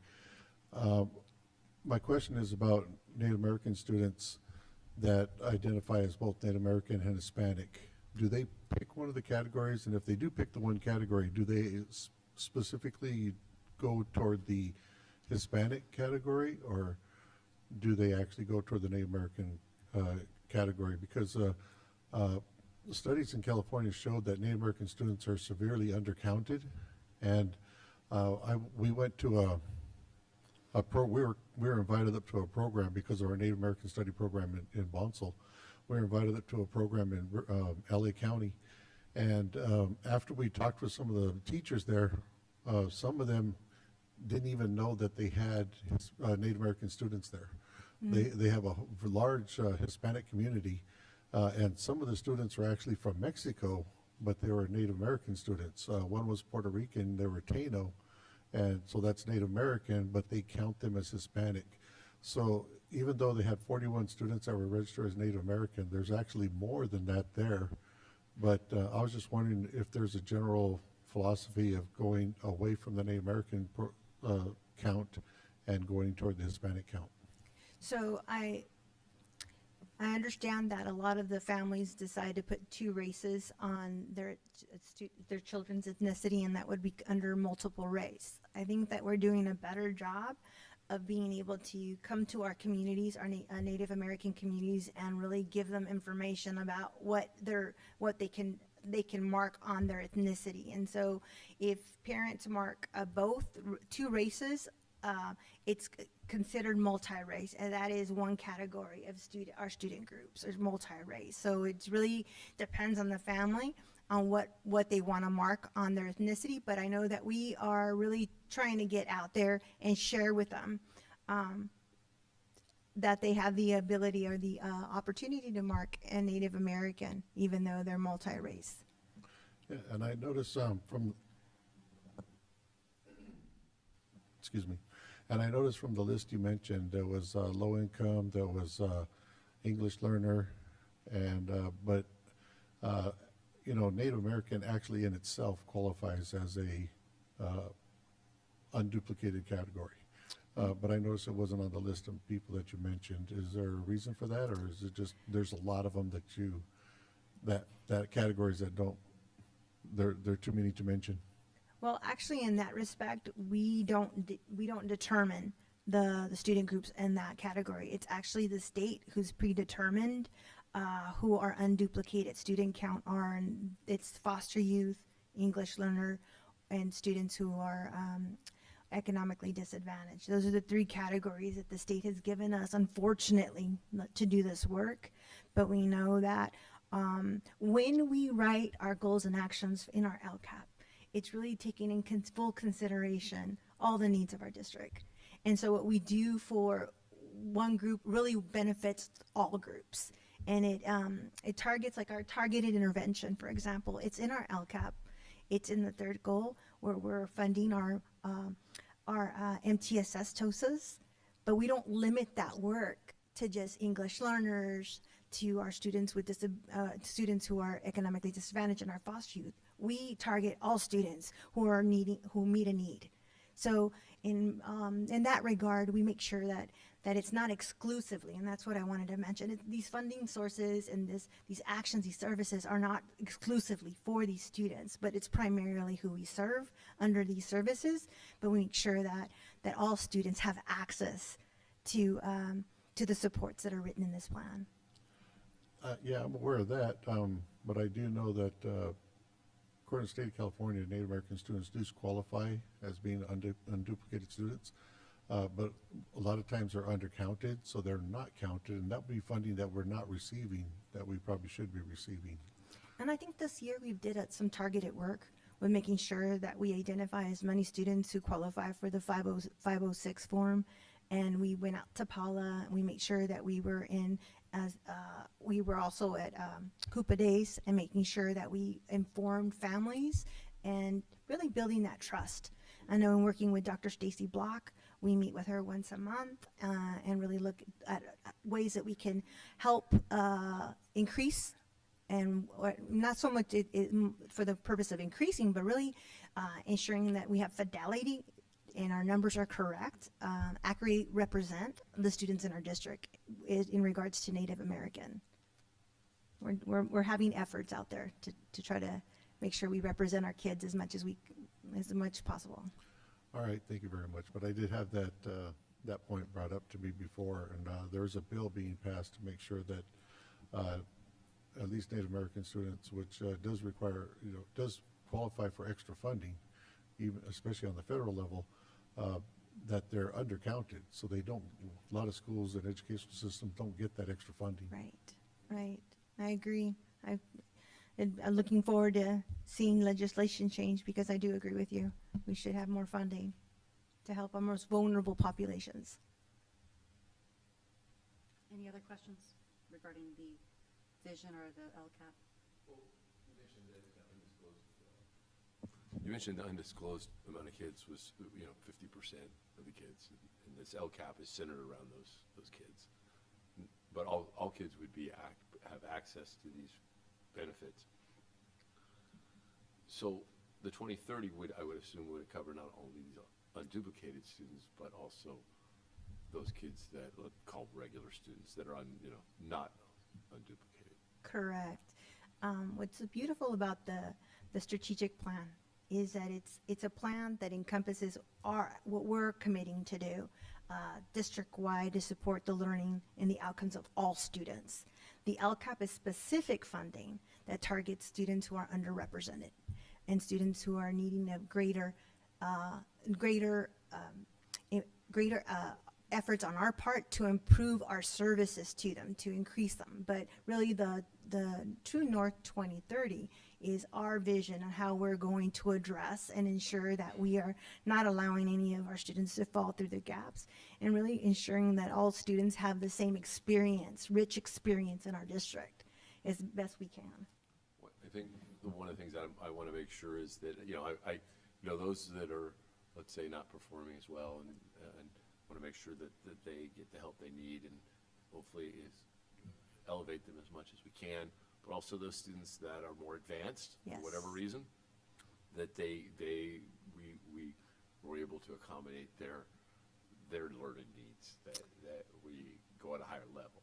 And I wanna make sure Absolutely. that we don't just try to go, well, we're going to bring everyone down to a. And what you're talking, I think what you're saying, Mr. Merced, is we are actually challenging our students who are at a grade level. How are we challenging them to the next level? Absolutely. Okay, great. Thank you. Absolutely. I have a question. Yes, I ma'am. have a question. So the LCAP data that is in the report Mhm. or the plan, is that just the unduplicated students' families that are assessed for that data, or is it across the district? Well, when the metrics, there's some metrics that are specifically by student group, and the student group will be labeled in that third row. And then there's the other metrics that it's all students. Okay. For So example, it will identify it under each. Okay. I was quickly looking through it, so I didn't go in depth. so I'll if it's take a not look. specified by student groups, it's an assumption that it is all students across the Okay. district. Okay. Is there a way to track those unduplicated students? For example, if we want to see, if we have a student starting out in elementary school that is unduplicated, and then can we track their progress if they go into like middle and high, and then are we able to kind of show growth or not growth? I know we get a lot of school level data here at this meeting, and so I'm just wondering, is at the district, are we able to kind of parse out the student level data for these unduplicated students in particular? Absolutely. We Okay. could track them by cohorts. Okay. So we can track them by elementary cohorts, middle school cohorts, high school cohorts. We can actually see a student who started testing at 3rd grade and then see where they perform at all the way to 11th grade. Thank you, Dr. Pendleton. and Dr. Thank you. Ghaly. Appreciate Thank you. The hearing that was opened at 7:19 as it relates to the LCAP. Is there any additional public comment as it relates to this item before we close the hearing? In which case, we will close the hearing at 7:46, and we will revisit this item at our second meeting in June, which is June 25th. And that brings us to the collaborative component, which is the budget, the public hearing and presentation of the 2026-2027 budget for the Bonsall Unified School District. School districts are required to file their adopted budget with the county superintendent of schools before July 1st, 2026. The adopted budget is the district's estimate of expenditures and revenues for the 2026-27 school year. Since the state has not yet finalized negotiations to enact the budget, the district's proposed budget is based on the governor's May revision and the common message by the California County Superintendents. And there's many attachments that are on the agenda. And Ms. Laura Castro, you are offering a presentation. We will open our hearing at 7:47 to include that presentation. And thank you for sharing it. Thank you. Good evening, Board of Trustees and Superintendent. We're going to start with the proposed budget for 26-27. Time flies so quickly. And I think I'm going to need your help unless this is, it's working out. Thank you. Yes. So we're going to start with some assumptions like in the past. So we'd like to have in consideration what factors we take in consideration to build the budget for the current year and also for the projections. We have the COLA, the cost of living adjustment, per recommendation by the county for a district conservative approach, we're using 2.87. We know that the May revision brought a different rate that we'll have the opportunity, if it passes through, do the adjustment later. So just moving forward with this, these are the projected COLA for the 3 years, 2.87, 3.30, and 3.09 for 28-29. The CalSTRS remains stable, 19.10%. CalPERS, we did see reduction from 25-26, which is the current year, from 26.80% to 26.40. We do see it going back on the following year, 27-28, to the same rate, but it's projected to go down on the 28-29, which is great. I think it's really helpful because that's a big contribution from the districts for employers' retirement. We do have the enrollment at 2,135 is projected flat for these 3 years. Based on Census Day, the unduplicated people's count, 978 projected flat as well. And then the projected ADA is based on P2, which it was reported on April, 2033 and 50. And that's the ADA. This is just for the Bonsall Unified for the district, not including BBM banks. The numbers of BBM banks are over here, which is just a flat projection also for enrollment. A slightly decline on the 3rd year out for 53. And then duplicated pupils, the same way, project flat for the first 2 years and declining on the 3rd year out.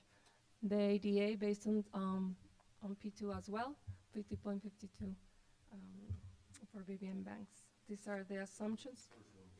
Mm-hmm. No, it does not. Mm-hmm.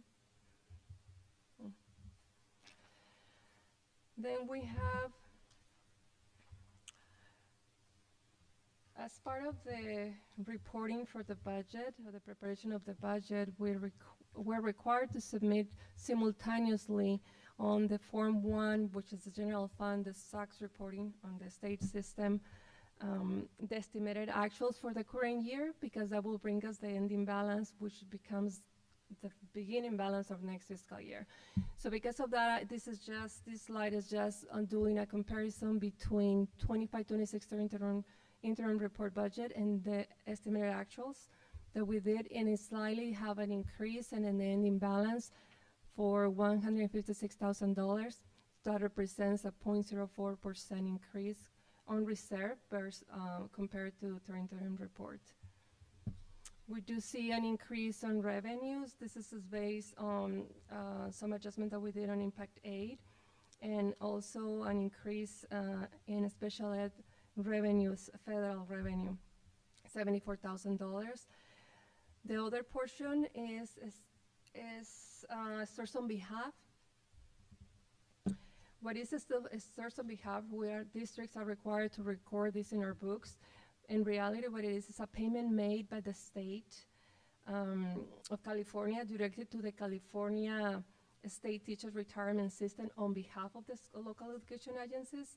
This is pursuant to GASB 67 and 68, but we are required to put in financial statements these amounts. It's a washout because we have an increase in the revenue for that amount that is going to be the contribution from the state to the retirement system, but also we have the expense. So it's a wash-off. It's just a kind of dummy entry, but we are required to do that reporting. It kind of inflates a little bit when you see the expenses and the revenue for that line, because it's about 1.5 million for our district. Every district is different depending on the employees.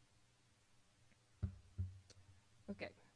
Then we have on the expenditures, we have $109,000 increase. The majority of that adjustment is this source on behalf, because we used to have it, we had it projected at 1.3 million, or almost to 1.4 million. And with the revision of the documentation that we received to update it, it went up, and that's the major part of the increase. We do have a reduction in some of the salaries and some small adjustments, and some other tiny adjustments on books and supplies and operating contracts. So that represents a 0.04% increase on reserve compared to the last report presented to the board. Okay, Now we move forward with this.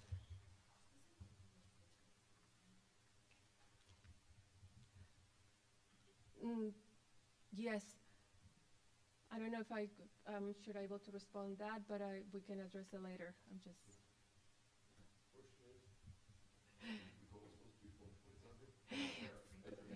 Yeah.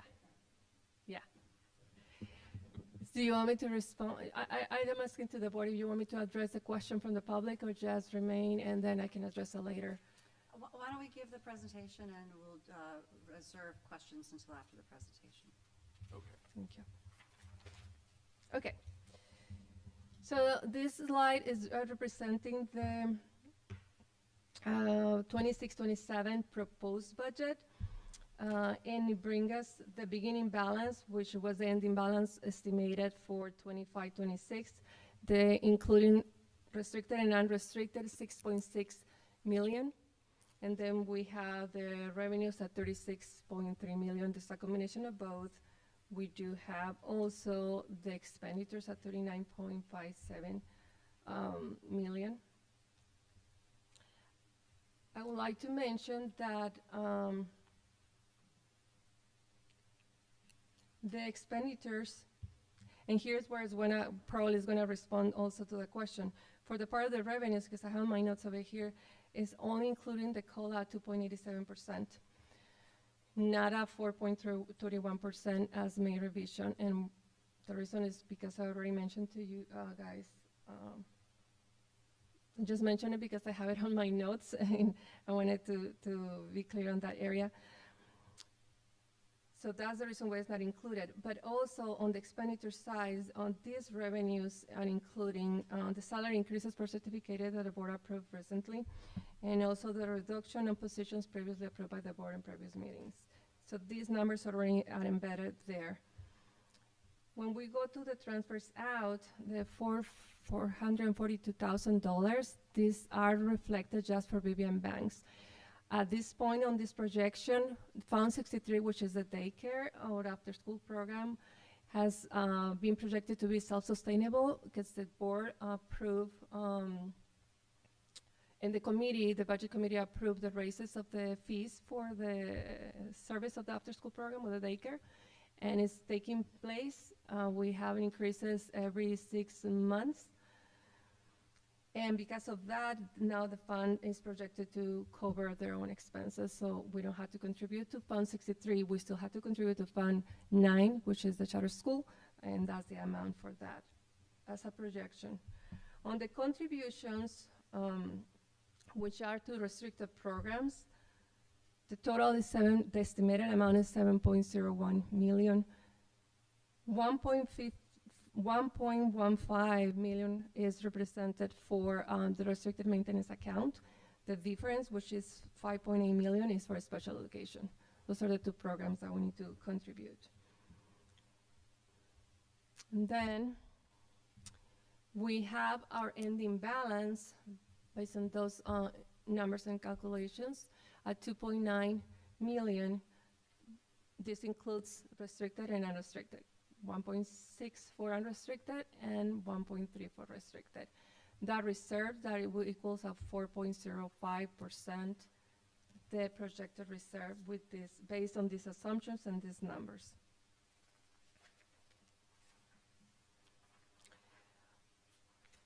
Okay, right here, I just wanna to show you, can I point this? How can I use this? Oh, here it is. Okay, so the 2.9 million over here, that's where we're going to be dissecting the ending balance components, which are over here. So the 2.9 million is compounded by the following lines. So revolving cash fund, 20,000, restricted, we already mentioned about that, 1.3 million. And the reserve, required reserve of 3% is 1.2 billion. The difference of that, of the remaining balance for unassigned unrestricted, is $418,000 projected for this coming fiscal year. I would like to mention that we are required to disclose the excess of the required reserve in a form that is attached on the agenda. It's called the excess form. And I just wanted to, that is a requirement to do what is the need of having an excess of reserve. But the description that is noted there is just to cover the deficit. It's not a significant amount, but it was still required to whatever amount exceeds over the 3%, we need to mention it. Just wanted to clarify that.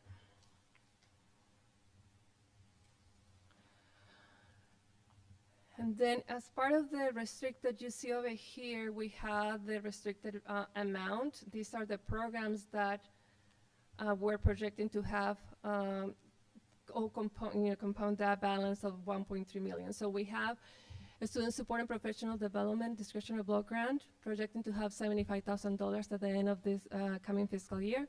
Golden State Power is $207,000. And the routine restricted maintenance account, $1,067,000. The total gives us that of 1.3 million restricted funding that we were mentioning before.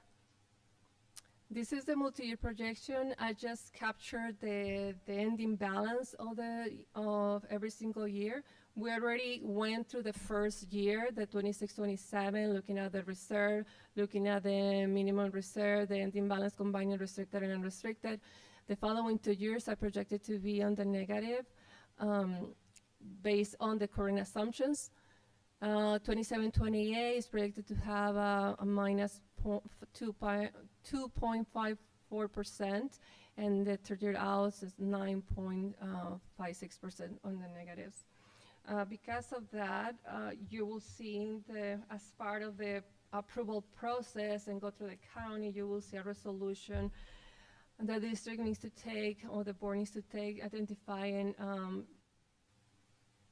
reductions in order to meet obligations and in order to meet the reserve.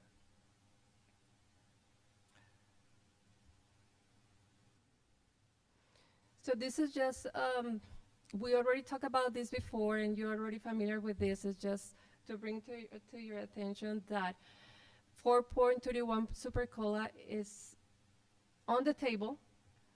And we're just waiting to see what is going to happen when the budget is enacted. That difference between the 2.87 that the projection is reflecting versus the 4.31% represent for the district about $370,000 for each year. Then also the governors were they were talking about on the governor's proposal the additional 2.2 billion for student support and professional development bulk grant, and that is supposed to be discretionary at one point, and we're just waiting to hear from that as well. Special education, 2.4 billion increase. This is a big impact for school districts because they were projecting that this is what is like represent like 43% increase in the history basically for education. We're sort of underfunded on this grant or in this program, that this will be a big impact in a positive way for all districts, including Bonsall.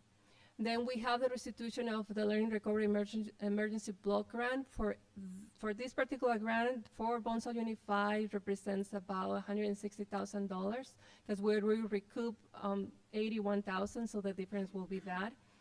Then there's other grants right there, literacy and math instruction. I don't know at this point how much will be the impact for the district, but all this is funding that we're hoping that it passes through legislation when the budget is enacted. So this is a question, why the budget does not include May revision funds? And there's some sentences over here that help us understand a little bit more the reason why they're not part of the budget. So the budget is not enacted, it's not official yet.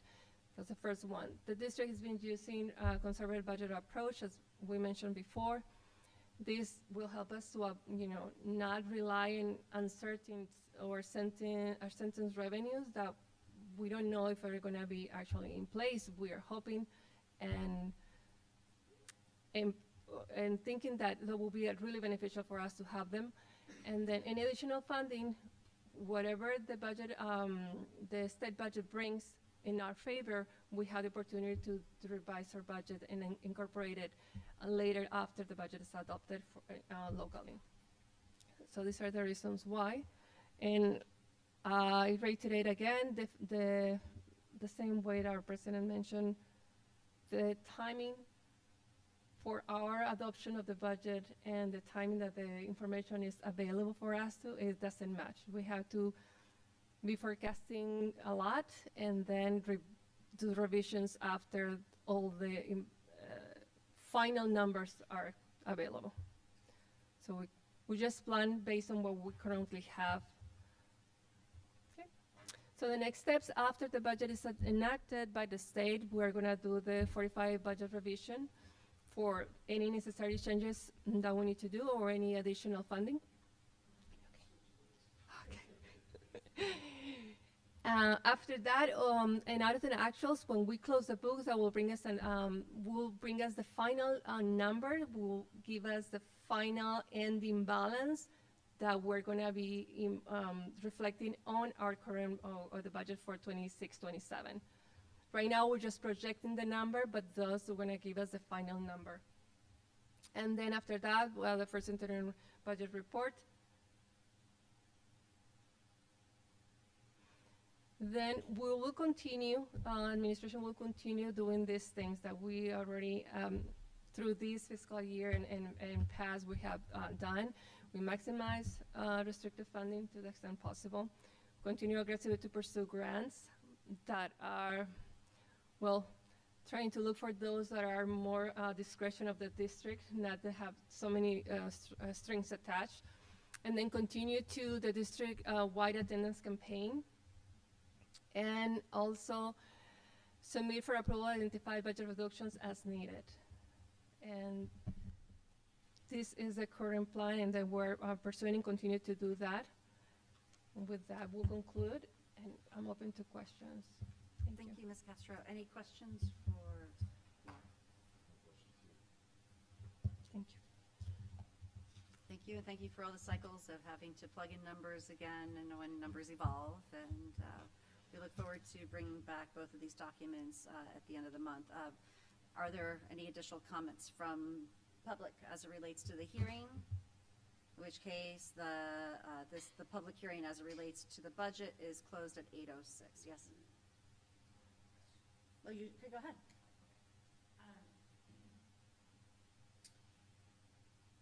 Ms. Castro, did you run a projection on how much that total funding would be when all of those programs are passed next week? Because they have to be signed into law by July 1st, and they must be finalized by June 15th, which is in 4 days. So we're so close, you know, to give us some hope. Do you know what I mean? Like, is there a ballpark of how much additional funding we will get when we get the COLA and all those other grants? And also, my second question is the paid pregnancy leave that's also tied to that budget. I'm hearing that districts are going to have a lot of discretion on how to use that if they don't have people actually going on pregnancy leave. And do you have a projection about how we're going to use those funds?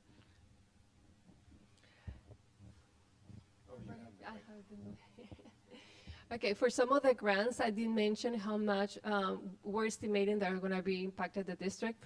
For some other ones, we don't have the numbers at this point, because it's impossible to calculate, because we don't know what exactly the trail bill is going to detail and how we're going to incorporate that in our budget. So no, not for all of them. It was just for land recovery. For the COLA, definitely we have those numbers, but for the rest, we're still, it will be a speculation if I say any number. Regarding the other question, what was the other question? I'm sorry. Oh, the pregnancy, we're still, I guess, part of the additional funding that they're providing, and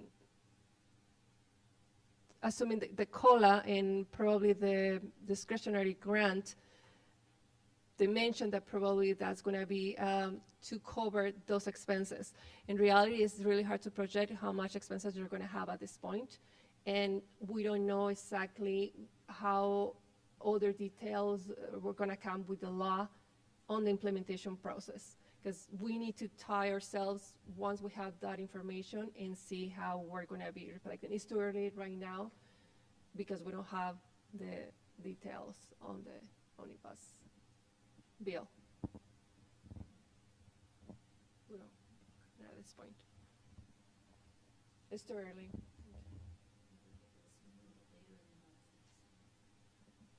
We cannot. I'm sorry, I couldn't hear. Was that another question?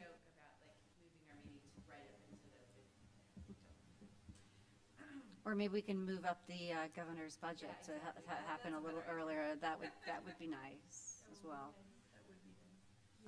Any other questions? In which case we shall close this public hearing at 8:09. Bringing us to our action items for the evening. Our first action item is action item 9.1. This is the resolution 26-06-01 regarding the Education Protection Account Plan for 2026-27. Motion to approve. Second. All in favor? Aye. Aye. Motion carries unanimously, bringing us to action item 9.2. This is resolution number 26-06-02 to identify the amount of budget reductions needed in the 2027-28 and 2028-29 years based on the current budget that we just heard. Is there any additional presentation on this, or it's just the attachments for our reference? Are there any questions from the board for Ms. Castro? No. Is there a motion to approve? Motion to approve. Second. All in favor? Aye. Motion carries unanimously, bringing us to the 9.3. This is the school plans for student achievement, the SIPSAs. Is there a motion to approve? Just something I had clarified, so like Vivian Banks isn't in there, but I understand that we're going to have a presentation and it's included in their LCAP. Yes, Vivian Banks does not have a SIPSA because they operate as their own charter, and they have an LCAP. Gotcha. Okay. Motion to approve. Second. All in favor? Aye. Motion carries unanimously, bringing us to action item 9.4. This is the tentative agreement between CSCA and BUSD. Motion to approve. Second. All in favor? Aye. Motion carries unanimously, bringing us to action item 9.5. This is the professional services agreement with OBR Architecture, a Lionakis company, to provide architectural services required for the Bonsall Elementary School Grade 6 relocation. Motion to approve. Second. All in favor? Aye. I'd have to say nay. So we have 3 ayes, any opposed? Oh, yes, no, opposed. So you have that, Ms. Gina? All right. Bringing us to action item 9.6. This is approval, or this is the professional services agreement with OBR Architecture, a Lionakis company, to provide architectural services required for Bonsall Elementary School Child Nutrition Food Service Facility. Motion to approve. Second. All in favor? Aye. Motion carries unanimously, correct? Correct, Mr. Ortega? Yes. Thank you. That brings us to action item 9.7. This is the Irvine Math Project 2026-27 proposal between the University of California, Irvine and Bonsall Unified School District. Motion to approve. Second. All in favor? Aye. Motion carries unanimously, bringing us to action item 9.8. This is the transportation fee schedule. Motion to approve. Second. All in favor? Aye. Aye. Motion carries unanimously, bringing us to action item 9.9. This is the renewal of the annual instructional software, non-instructional software, membership, and operational contracts for the 2026-27 fiscal year. Motion to approve. Can I say something about this item? No, Sorry. No, go. I just would, this is a significant amount of funding for all of these different software programs. And I know some of programming, like for example, R is a stats program that's free. Like, I just think we should maybe, in consideration of our budget issues, like look at all of this. Do we need all of this? Do we use all of this? You know, I'm willing to move forward with it, but just I think that the district should look at all of these memberships and software agreements we have and make sure we're adequately needing and using all of these. Yeah. Is there any response or commentary as it relates to that?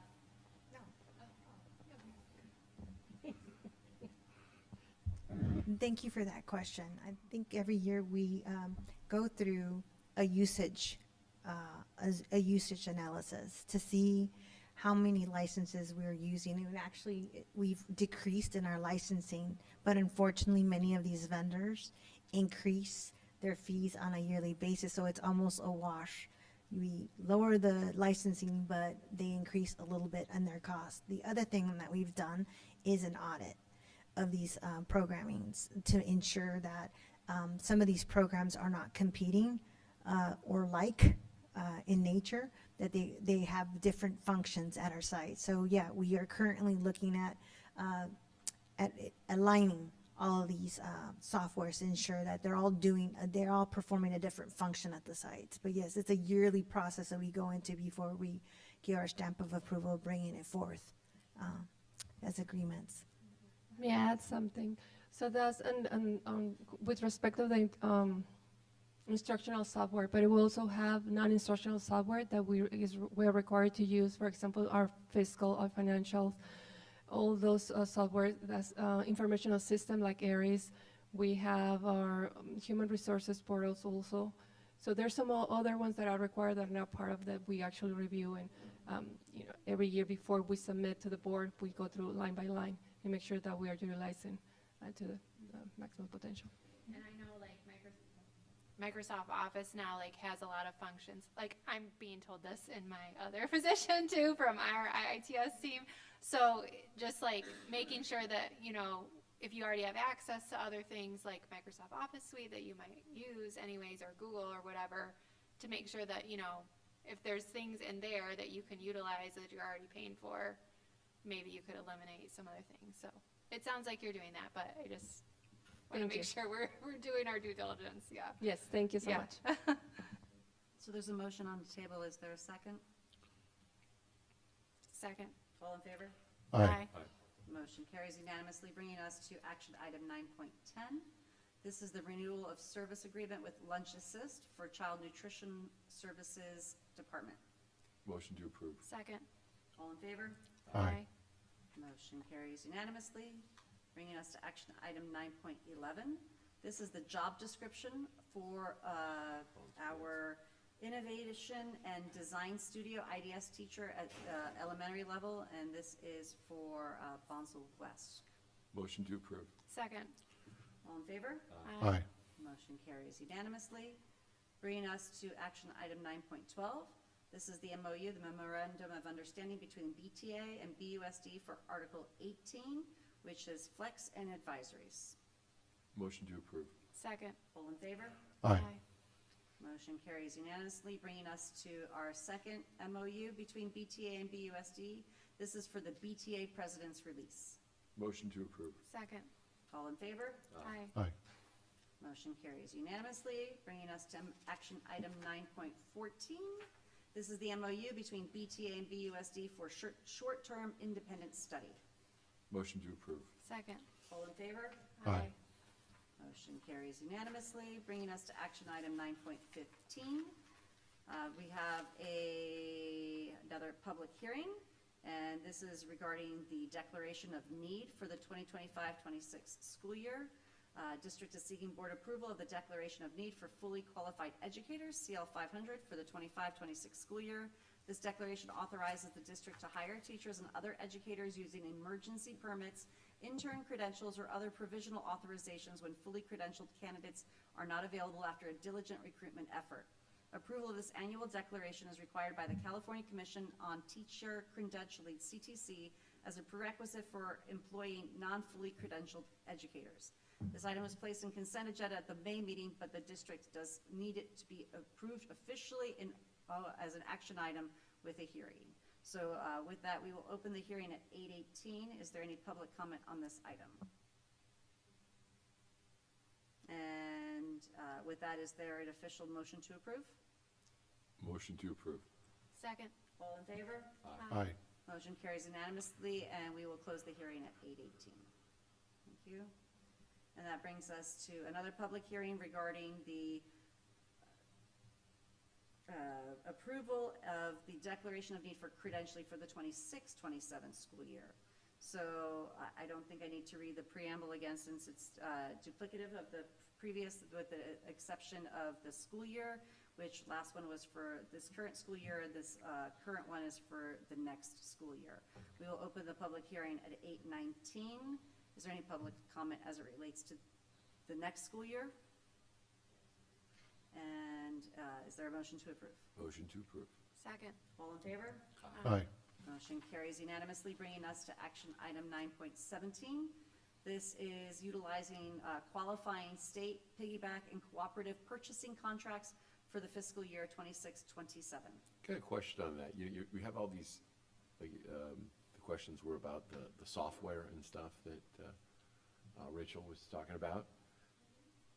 Do they have those same contracts for that software, where we can piggyback on that software?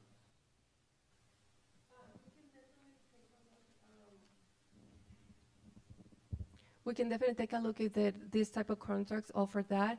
I'm more familiar with, on my experience with these entities, more familiar with other type of products, like not necessarily software, but more like a physical computers or laptops or other products that we can utilize, like furniture and other things like that, more physical than actually tangible, intangible. Well, if we could take a look, that would But be we can great. definitely take a look if they can offer that. For some of the products, though, that we are using, we cannot just swap because we're required to be reporting under some of those softwares. For example, the financial reporting. But I'm looking at they're using, a number of For districts other are using, licenses. are using the software. So it would seem like someone would have got a bid that everyone could use, maybe. I don't know. Yes, definitely, we can take a look. Okay. Deeply. Thank Great. you. That's all. Also on that note, I know as a small district, one of the higher costs that we have is around some of our benefits offerings. Are there any consortiums as it relates to being able to piggyback with neighboring districts for increasing our user base for those benefits? For example, a larger pool for employee benefits to buy into, like health benefits, et cetera. I think the one the largest one and the one we're familiar with is the one we are part of it already, which is the San Diego County Fringe Benefits Consortium. Okay, great. So in which case, that brings us to, is there a motion to approve? Motion to approve. Second. All in favor? Aye.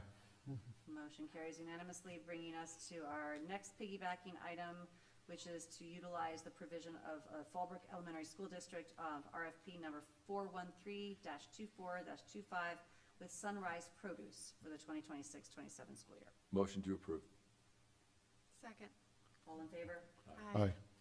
Motion carries unanimously, bringing us to our next item, action item 9.19. This is utilizing the piggyback clause in response to Fallbrook Union Elementary School District's RFP 429-25-26 with Gold Star Foods, Clearbrook Farms, Sadie Rose Baking Company, and Cream Co. Meats. Motion to approve. Second. All in favor? Aye. Motion carries unanimously, bringing us to action item 9.20. This is the independent contractor agreement between Catherine Spengler and the Bonsall Unified School District. Motion to approve. Second. All in favor? Aye. Aye. Motion carries unanimously, bringing us to action item 9.21. This is the continuing membership and 2026-27 designation of the California Interscholastic Federation, CIF, San Diego section representatives to the league. Motion to approve. Second. All in favor? Aye. Motion carries unanimously, bringing us to our last action item for the June regularly scheduled board meeting, which is the 2027-2028 school calendar. So we're looking ahead. Motion to approve. Second. All in favor? Aye. Motion carries unanimously, bringing us to our public comment section of the meeting. Do we have any public comment today, Ms. McInerney? Sorry, clerk, you don't have to read the preamble today, so I was your able- job was pretty easy. Pretty easy, I was Thank able to you for- complete it. Thank you for wearing the plaque with pride. He And was that brings us- practicing that all the night. He was practicing. I saw his mouth come over like this reading it. And to answer your question, if we're going to go on to 9:58 this evening, the answer is no. We are not. And that brings us to future planning. We have our second meeting of June scheduled for Thursday, June 25th, here at the Bonsall Community Center at 5 p.m. And that's for the purposes of the LCAP and the budget adoption. And it will be in person unless otherwise officially noticed, as it relates to my ability to attend, regardless of whether it is in person or not. I will have to be calling in, as I will be on the other side of the country. Are we going to have a closed session with that? And I would like to, thank you for bringing that up, because typically we don't have that necessarily scheduled. We will convene at, do we think an hour is sufficient for the purpose of finalizing the superintendent contract and evaluation?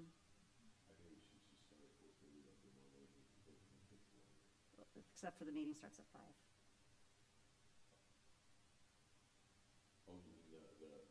The regular what- meeting starts at 5. That's what it says on here, unless I'm seeing something incorrectly.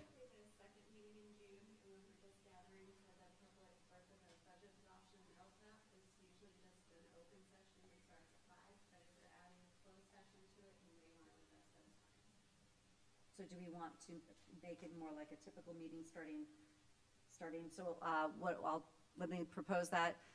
Is there a motion to approve the meeting time for the special board meeting to have closed session start at 4:30 and open session start at 6? Motion to approve. Second. All in favor? Aye.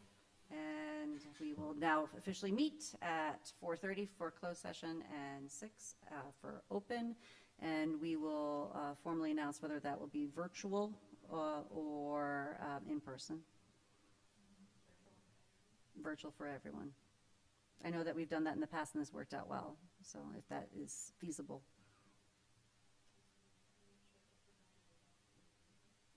So that would be great. And other than that, we have first day of school, as was noted in the presentations already earlier today, is August 13th. And our first regularly scheduled meeting for the governing board for the new school year will be Thursday, August 20th. And that is a departure from our typical second Thursday of the month because of the school starting on the 13th. So just want to make that note for a reminder for calendaring for next August, this August, 2 months from now. And with that, we shall officially adjourn at 8:27. Thank you, thank you. I